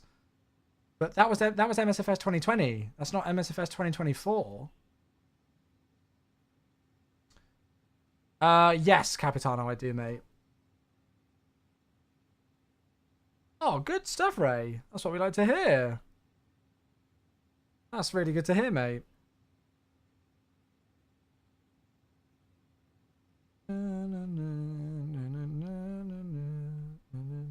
Will I fly CTP? Honestly, no idea at the moment, mate. I did the expression of interesting, and I've not heard anything since. So I've got no idea. Probably not. Right, 1899, auto brake low, 108.9 and 36.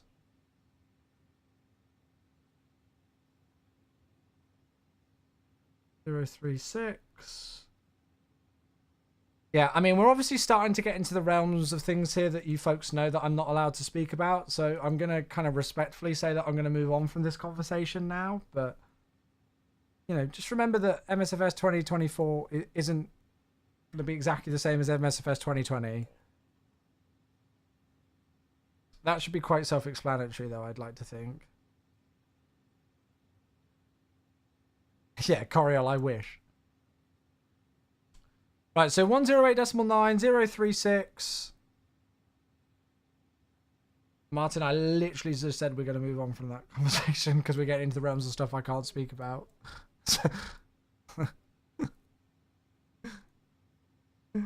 Good. Right, we're ready to rock and roll. So we've had to slightly faff this arrival. So what we should do on this arrival is go Domingo direct Lopner. However, because the VOR thing's messed up, this Lopner waypoint spawned in like ages away on the flight plan on the ND. So we're just going to go Domingo VOR. What I could do is I could leave it on that radial. I could just leave it on a radial of 343 and then just bring myself in. But yeah. Oh, I don't know what it says, Del, to be honest with you. I haven't checked. I did like the expression of interesting, and I've not seen anything since.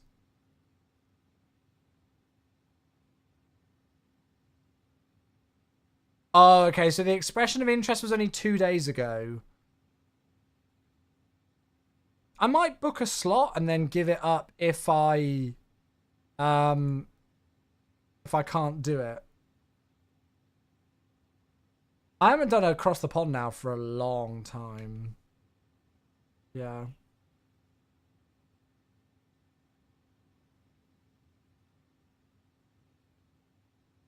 Well, Frankie, this is the great thing, though. I mean, like, you point that out like it's a bad thing. You've got two options, though, haven't you? Like, you've got two options of sim, you know. I think the thing that I disagreed on about your point earlier on is that you were saying that, like, you said all the big streamers weren't going to be flying in MSFS 2024 on release because there might not be the payware aircraft on release day. Well, number one, we genuinely don't know that yet. And number two, I genuinely, you know, judging off of MSFS 2020, loads of content creators went on MSFS for a while before going back to MSFS 2020, to P3D and X-Plane. I remember I was flying with, what was his name? Kandarist, South African guy, the bush pilot. I was having great fun in that for a couple of weeks doing all those kind of things. And if there is a migration period and, you know, we don't see payware airliners coming into 2024 for a bit, then, yeah, 2020 is still going to be supported and working fine.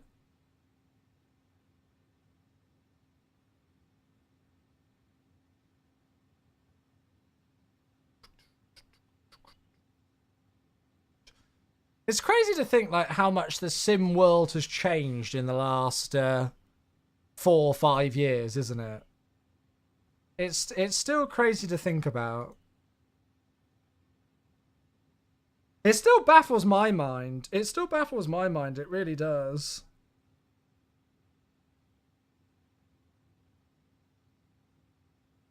And I still think a lot of people, you know, like, don't realize just how big the flight sim community is.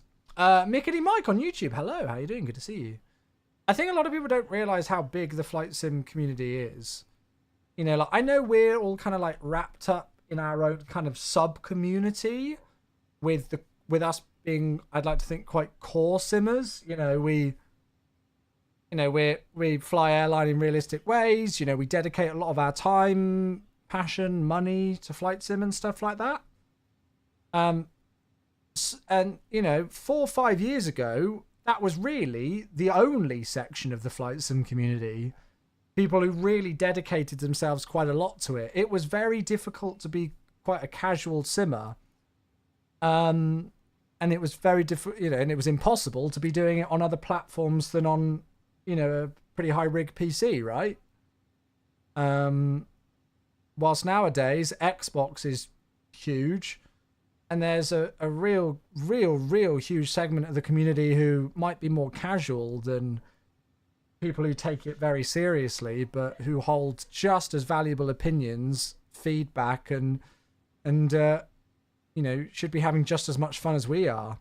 And that's the beauty. That's why I love my job so much, and that's why I love flight sim so much. Is that, you know, I truly see every single section of the community is just as important as one other.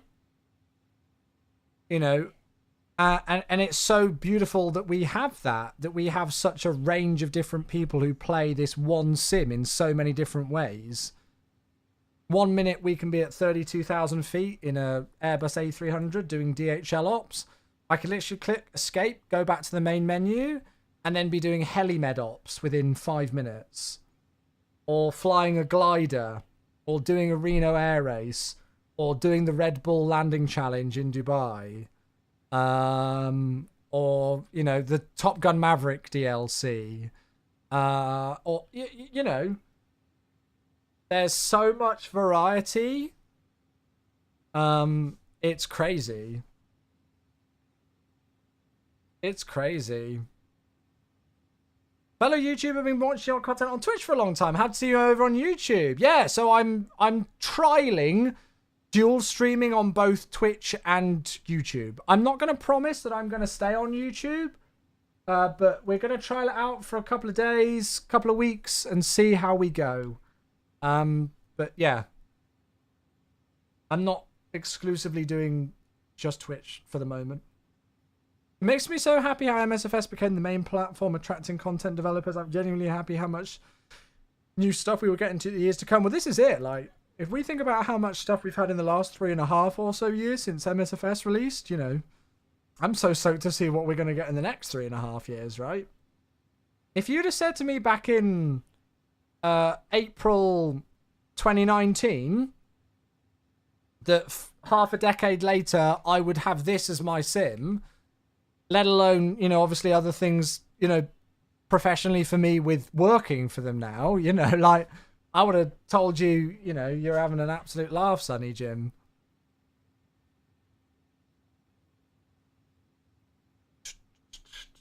MSFS posts the statistics yearly, and the second most flown aircraft is the F-18.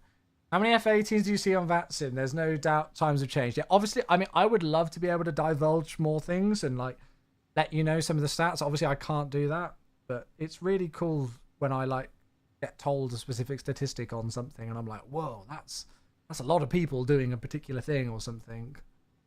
It's great. I love it. Again, it's why I love my job so much, right?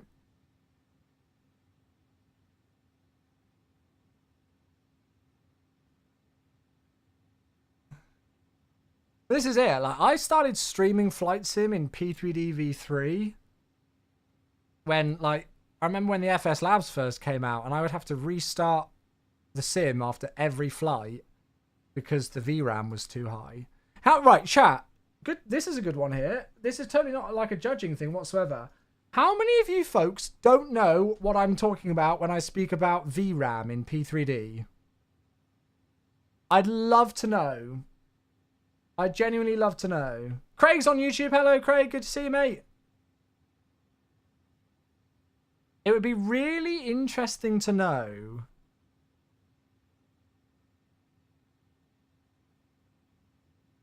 It'd be really interesting to know I mean, I literally used to have it on an overlay. Do you guys remember my OG overlay? I literally used to have a VRAM indicator on it. Oh, sorry, yeah, VAS, wasn't it? Was it VAS? Not VRAM. I think VRAM is now like the thing that we all talk about with GPUs, isn't it? It was VAS. Sorry, you are right, Lilo. VAS. Yes, sorry. I will re-ask that question. How many of you folks have never heard of VAS? Virtual address space.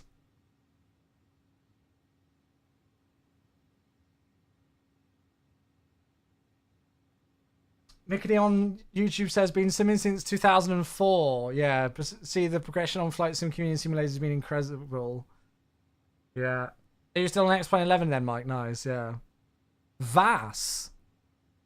Never heard of it. Right, so this was a specific issue. So for those of you who don't know what VAS is, I'll try and very quickly just sum it up. So before MSFS and came out, one of the most popular simulators was called P3D. Prepared. Some people still play it. It was my main sim for many years. However, the latest version before... Well, the latest version of that is V6, which nobody's really using right now, I don't think. But the main one that was used for quite a long time by lots of people in the community was P3D V5 and P3D V4. Now, P3D V4 was absolutely revolutionary because it made the software 64-bit software. P3D V3 and anything before then on that platform was a 32-bit software. And you're like, okay, cool. What's the difference between 64 and 32? Half. It's a terrible joke, sorry. But essentially, you were limited in what you could do with your virtual address space. It's kind of a bit similar to what's going on sometimes on Xbox now. On Xbox Series S, there's some memory issues because you're limited to the memory quite heavily on Xbox Series S. And essentially, you would run out of memory on P3D. So imagine graphics way worse than this, and a lot less add-ons going on. And basically, you would just completely run out of memory. And there was a specific limit that you could hit. And if you hit that limit, that's it. Your sim would just... It would be called an OOM, an out of memory, and it would just crash. And it was the plague of everybody's lives. So if you had like a particularly heavy add-on, so let's say Aerosoft Heathrow scenery, and a particularly heavy aircraft on performance, so when the FS Labs A320 first released, if you combine those two together, you could pretty much almost put your sim in a very like virtual address space intensive scenario very quickly, to the extent where if you actually survived one flight, there would be no way that you would be able to do the second flight because you were out of memory. And so back when I first started streaming, back in the very early days, I used to literally have like a section on my overlay in the top right, I think it was, for VAS. So my viewers could see how close to the limit we were of getting an OOM. Wild. Wild days. Yeah, and that was it. Like, if you tried to do a long haul and you tried to do it in between two intensive sceneries, it would literally almost be pot luck as to whether you would get to your destination without running out of memory. Which is then where the whole importance of custom panel states and autosaves came in. Because if you got an out of memory error, you could load a custom panel state and then load that back in. Which was very helpful. But yeah. How many times did you actually get one? Oh, honestly, I don't remember now.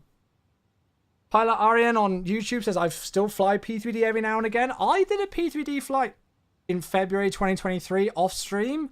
I was just really dying to do a 777 flight. So I did Heathrow to Vancouver in P3D, and I just got absolutely zero enjoyment out of it. I can't go back to it. I really can't. Ah, Dylan, you got the post-holiday blues. Hope you had a great holiday, my friend. Sean says, finally, you're on YouTube. We're dual streaming, Sean. Yeah, so I'm streaming on Twitch and YouTube right now. We're just doing a test. We're doing a test. I'm not going to promise that I'm going to keep streaming on YouTube, but for now, we're doing a test. Good old CTDs on final approach. Yeah, when the airport scenery loaded in 10 miles in front of you and suddenly your VAS just went bang through the roof and that was it. Yeah. Yeah.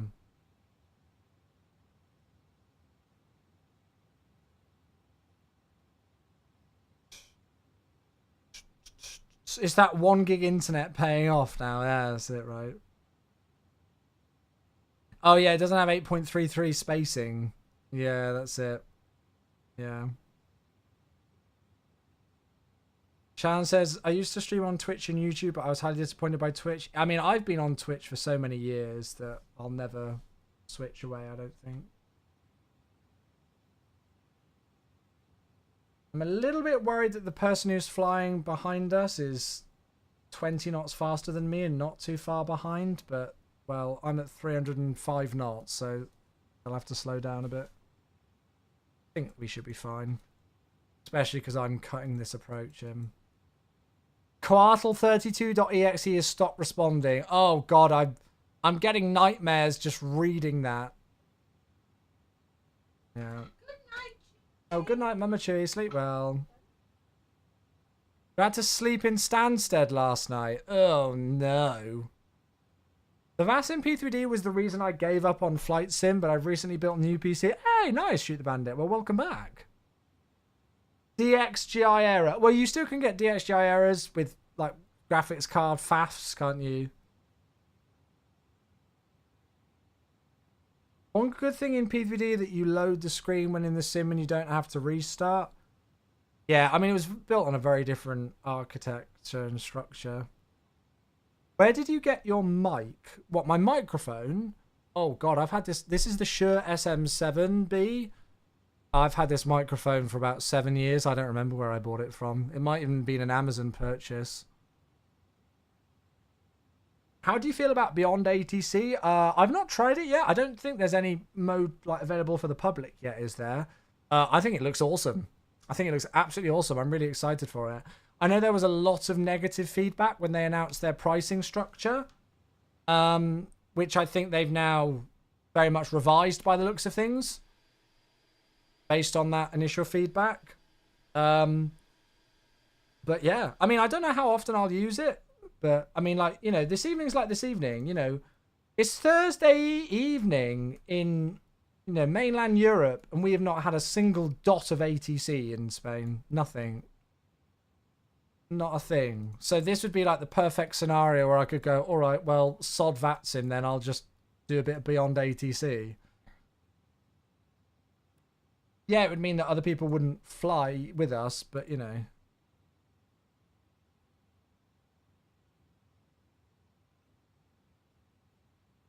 Right, I'm going to put this all the way down and get the Q&H in and everything. We are going to have a bit of a tailwind on this one, folks, but we need to do the ILS. We can't do the VOR because the VORs aren't working. Q&H 1014, so that's fine.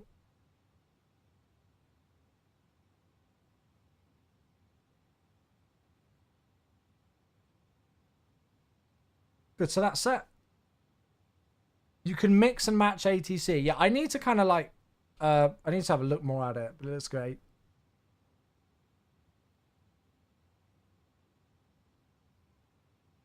It's releasing soon, and while I love VATSIM, really looking for stuff for... Yeah, I mean, I think it would be really nice to have AI traffic management on it. I think that would be really sick. I think if they release that as an extra thing later on, like, they could still have a really successful release without it. Fly Money, I can't comment on those kind of things, mate. Sorry. Craig says, quick question, Chewy. Can auto thrust be used during landing in the A300 much like the A310, or must it be disengaged? As far as my understanding of it goes, you can use it fine. You can have auto thrust in. I usually decide to actually turn it off and just because I feel it's quite stable on the thrust. Yeah. Oh, did that person log off? Hey, whoever was flying with me, I didn't mean for you to log off. I was just a little bit worried about the speed. They've logged off of VATSIM now. Come back! Right, what we will do is we will use a touch of spoiler in this. again, I always reiterate this when we're flying the A300 and the A310. If you find that the profile mode just leaves you in a dodgy state, it's probably very accurate for the real thing. The A300 was notoriously when it came to profile descent. And as far as my understanding of it goes, I think there are some, I don't know whether they're current operators, at least previous operators of this aircraft, who literally banned their pilots from using profile descent because it was so untrustworthy. So if you're like, oh my god, why has the aircraft got me high? What's it done here? It's probably actually what the real thing would be doing.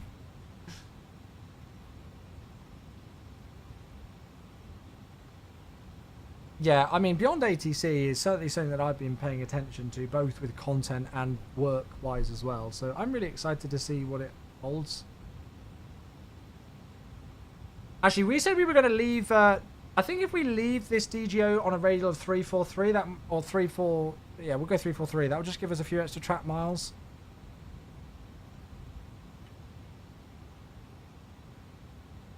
So let's go and whack that heading in.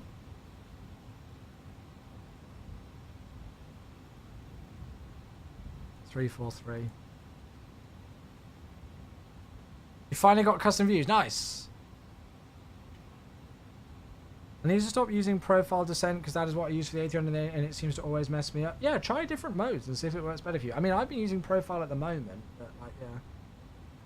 I'd say we're pretty good. We're about 10,000 feet with about 9,000 feet to go to landing with approximately 30 miles to run. So I'd actually say we're in pretty decent stead at the moment. I don't think it's done too bad of a job right now. But it's just worth keeping an eye on the profile descent. You know, it's not going to work wonders for you. Right, so we're going to go heading select now. And then that's going to try and yeet us out there because it's going to go into the current speed. So let's just do that. Sorry, that's my fault. I should have realised it was going to do that. Looks like we've got a localizer identified, which is really nice as well. So the reason why we're doing this is because we couldn't get that Lopner thing to work. There was something going wrong with it. So we're kind of just manually taking that turn in.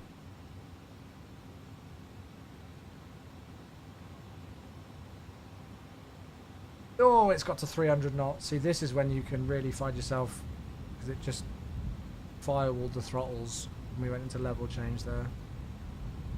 So now I'm going to use some speed brake because I want to make sure I'm keeping on descending because look, there's the glide. I think this will probably be a good time to us to go vertical speed actually. Let's go vertical speed, pull out the speed brake because we're at 280 bloody knots and I didn't realise for a second. Victoria traffic, postman 8449 through 8200 for the ILS 04 will report established to Victoria.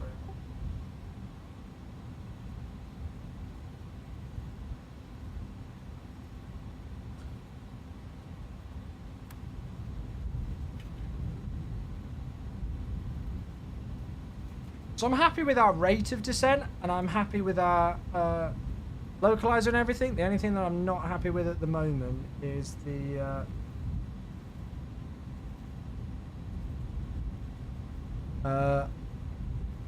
speed. That's starting to come back now, so we'll take slats 15.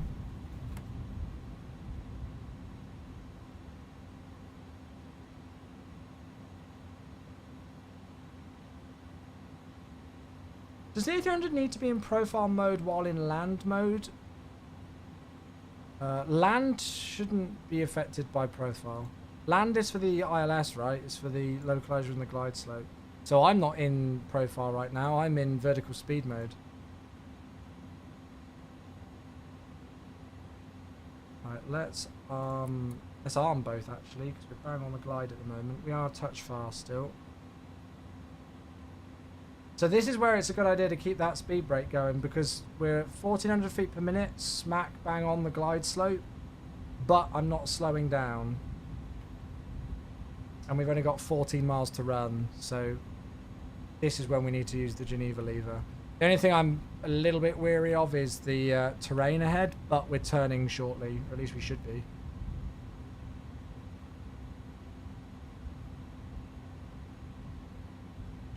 There we go. Lockstar GS Star, so we've got a nice bingo. on that. That's obviously going to reduce our rate of descent now. Go around altitude is 6,000. So now that's going to come out. That's looking good. We'll take slats 15. Just on the limit.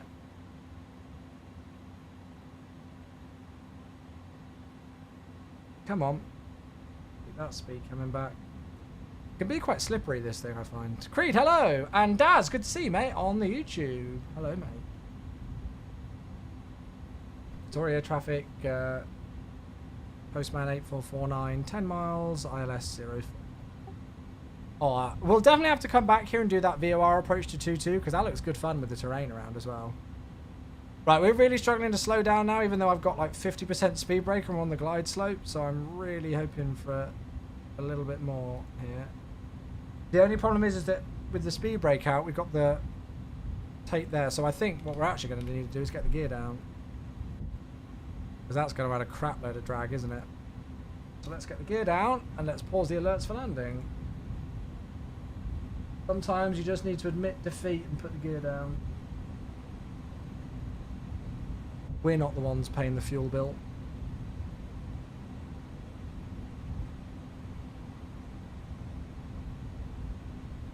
There we go, 7 miles. So slats 15, flaps 20 now.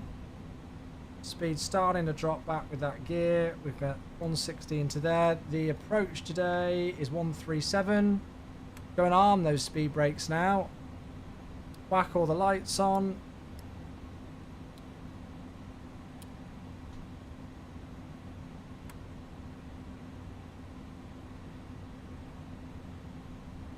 We are rather fast. Oh, I just oversped those, sorry. I couldn't remember what the speed limit was. It's fine. Just caught it. It's a 137. And there we are. Is this a steeper glide? I didn't check. No, it's 3. Weird. Very interesting how it struggled with the speed. Hey, Kieran, thank you very much for the sub, my dude. That's super kind of you. I've literally just paused the alerts for landing. However, I will grab that one as soon as we land. Thank you, my friend. Very, very kind indeed. See, it's been descending at over 1,000 feet per minute. Now it's chilled out with that descent rate. The speed's coming back nicely. So we'll be stable by 500, no problem.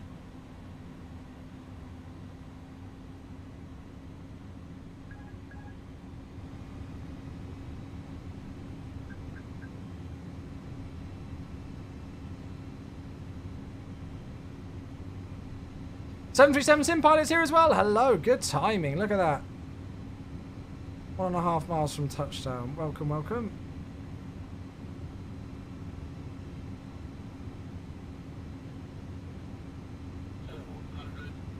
There we go. We're looking nice and stable now. We're happy. Touch low according to the pappies. Correcting. Let's just watch the speed. Hello.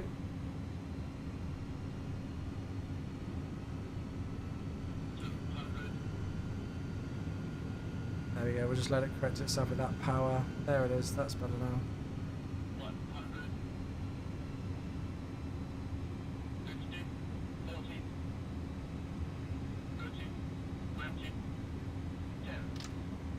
Look at the end of the runway, and there it is. Keep it in.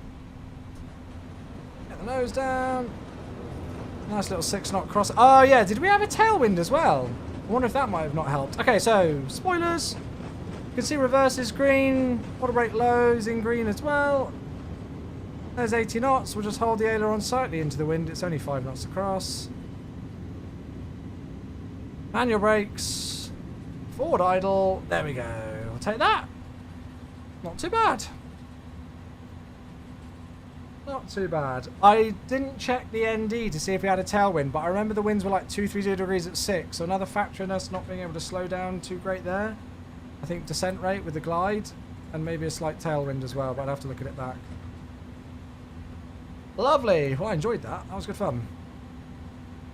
Nice scenery, this. Beautiful views on approach. Victoria traffic, Postman 8449 vacated, runway 27, taxiing to the apron. Sorry, 04, taxiing to the apron. Okay, so we'll clean things up.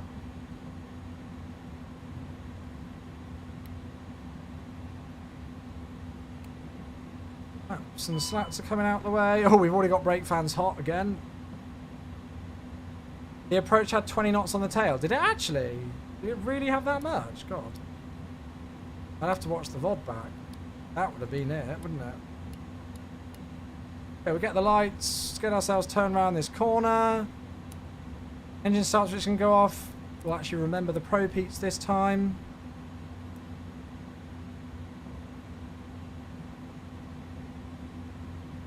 That's already fine there. That can go on whatever, really, to be honest, it doesn't matter. And then we'll clear that warning. Good. Okay, after landing's fine, and then we'll go and find somewhere to park. I'll be honest with you, I forgot about that bit, so we'll kind of go. I think we were on like stand 6 earlier or something. Stand 2 somewhere there. Doesn't really matter. Good question, Del. I don't know actually. Parking Ram 2. We'll go there.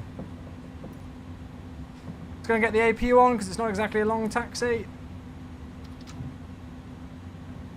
So, in terms of, we're on Tango at the moment. So we'll go Charlie 2 onto Echo. What we could do is go on like stand 6 and go through Delta. Ah, there might be an aircraft on stand 2. Let's change it to 6 if we can. Let's try that. Very nice, there we go. Well, that was a thoroughly enjoyable rotation, everybody. Thank you all so much for being here. I really hope you've enjoyed those 2 flights. 2 places that we very rarely visit.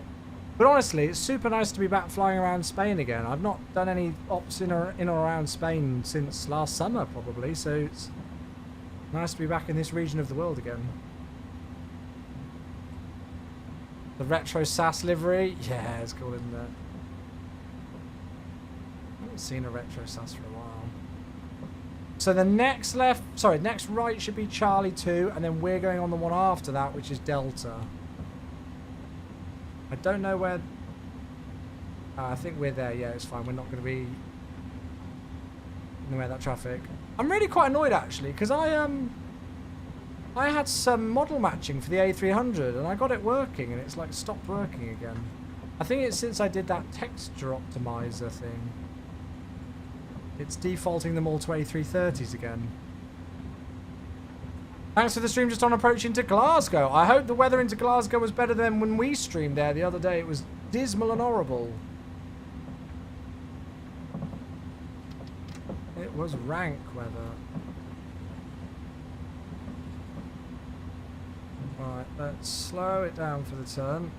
Our brakes are hot. So here's Delta as planned. Can't wait for the day we do 777 cargo ops. Oh, it's going to be a beautiful day, isn't it? Thanks, Capitano. You had the same problem after texture optimizing? Yeah, I might need to try and like reinstall the A300 model matching or something.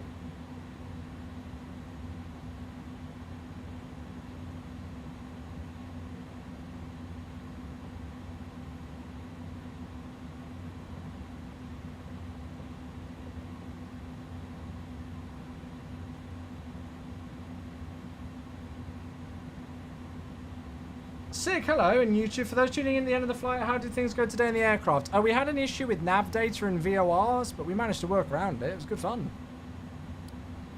I do enjoy flying this thing. I really enjoy hand flying it. Sorry, I'm taxiing so deadly slow. I really enjoy hand flying this thing.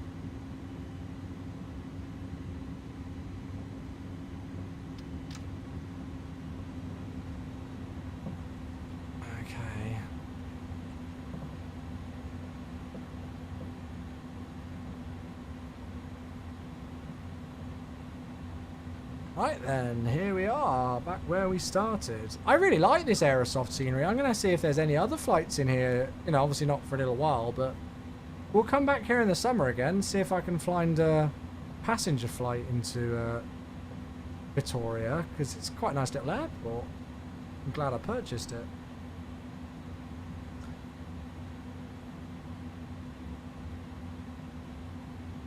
There we are. Right.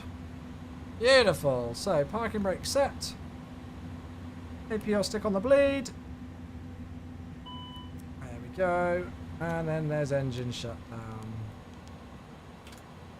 Lovely jubbly stuff.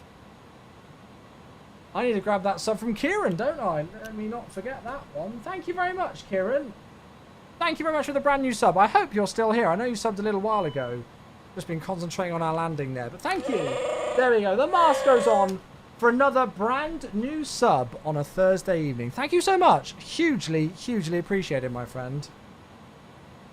Sig on YouTube says, once I get a new computer, I can see yourself finally getting back into flight simulating again. Do it. Join the dark side. Do it. Right, let's do a bit of GSXing. No more legs for the night? No, I'm afraid not, mate. We streamed for almost 4 hours now, and I've obviously had an 8-hour work day beforehand, so I am pretty tired. Pretty tired.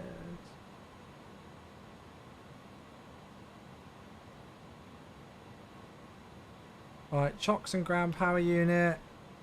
I will go and get the external power in. Might as well switch those off with it. That's all come off on its own accord. That's all good. It's nice. The brake temperatures are coming down nice and quickly, so that's fine. Yep, there we have it. Job done.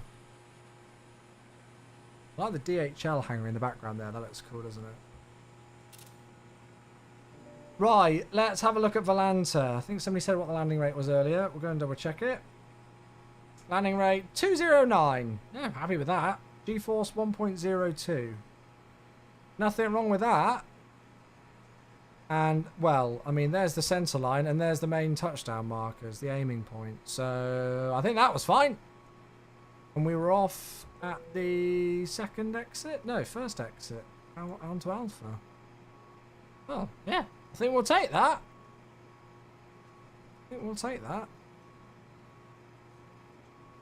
Beautiful. 53-minute flight time. You'll be landing at 4 Zulu. Oh my god. Sig says, last question, what ground crew add on? GSX. GSX is what I'm using for that, mate. Yeah. Right. Well then, my dear friends, I am afraid to say I am going to have to love you and leave you all. I am going to head off to bed. But I will be back tomorrow. So yeah, I'll stream both on Twitch and YouTube tomorrow. I'm not too sure what time I'll be live yet. I think I've got a couple of meetings, but I don't think I've got too many meetings that will last past 5 PM. And then I'll grab some food and be live. So yeah. Well, actually, I'm trying to do like 3 to 4 hour streams now in the evening, which I think is going fine. So yeah, whether you've been tuning in on Twitch or on YouTube today, thank you all so much for tuning in. Whether you've been lurking in the background, whether you've been here for the whole stream or just here for 5 minutes or so, it's hugely appreciated. Thank you to all of you who sent alerts in. We had a couple of new members on YouTube and of course some gifted subs and resubs and things like that as well on Twitch, which is hugely, hugely appreciated. So thank you all for being here. I don't think so, Ponko, not off the top of my head. What about those of us who were here for 30 seconds? Well, Sieska, it's all still hugely appreciated and lovely to see your face in the chat. Hello, mate. So yeah, I'll be back tomorrow evening. I'm not too sure what we'll be flying tomorrow. I'll see what I'm in the mood for tomorrow and we'll go from there. All right then, friends. I'm going to finish off. We'll see you all soon. Have a great rest of your Thursday. Good night all. Happy landings.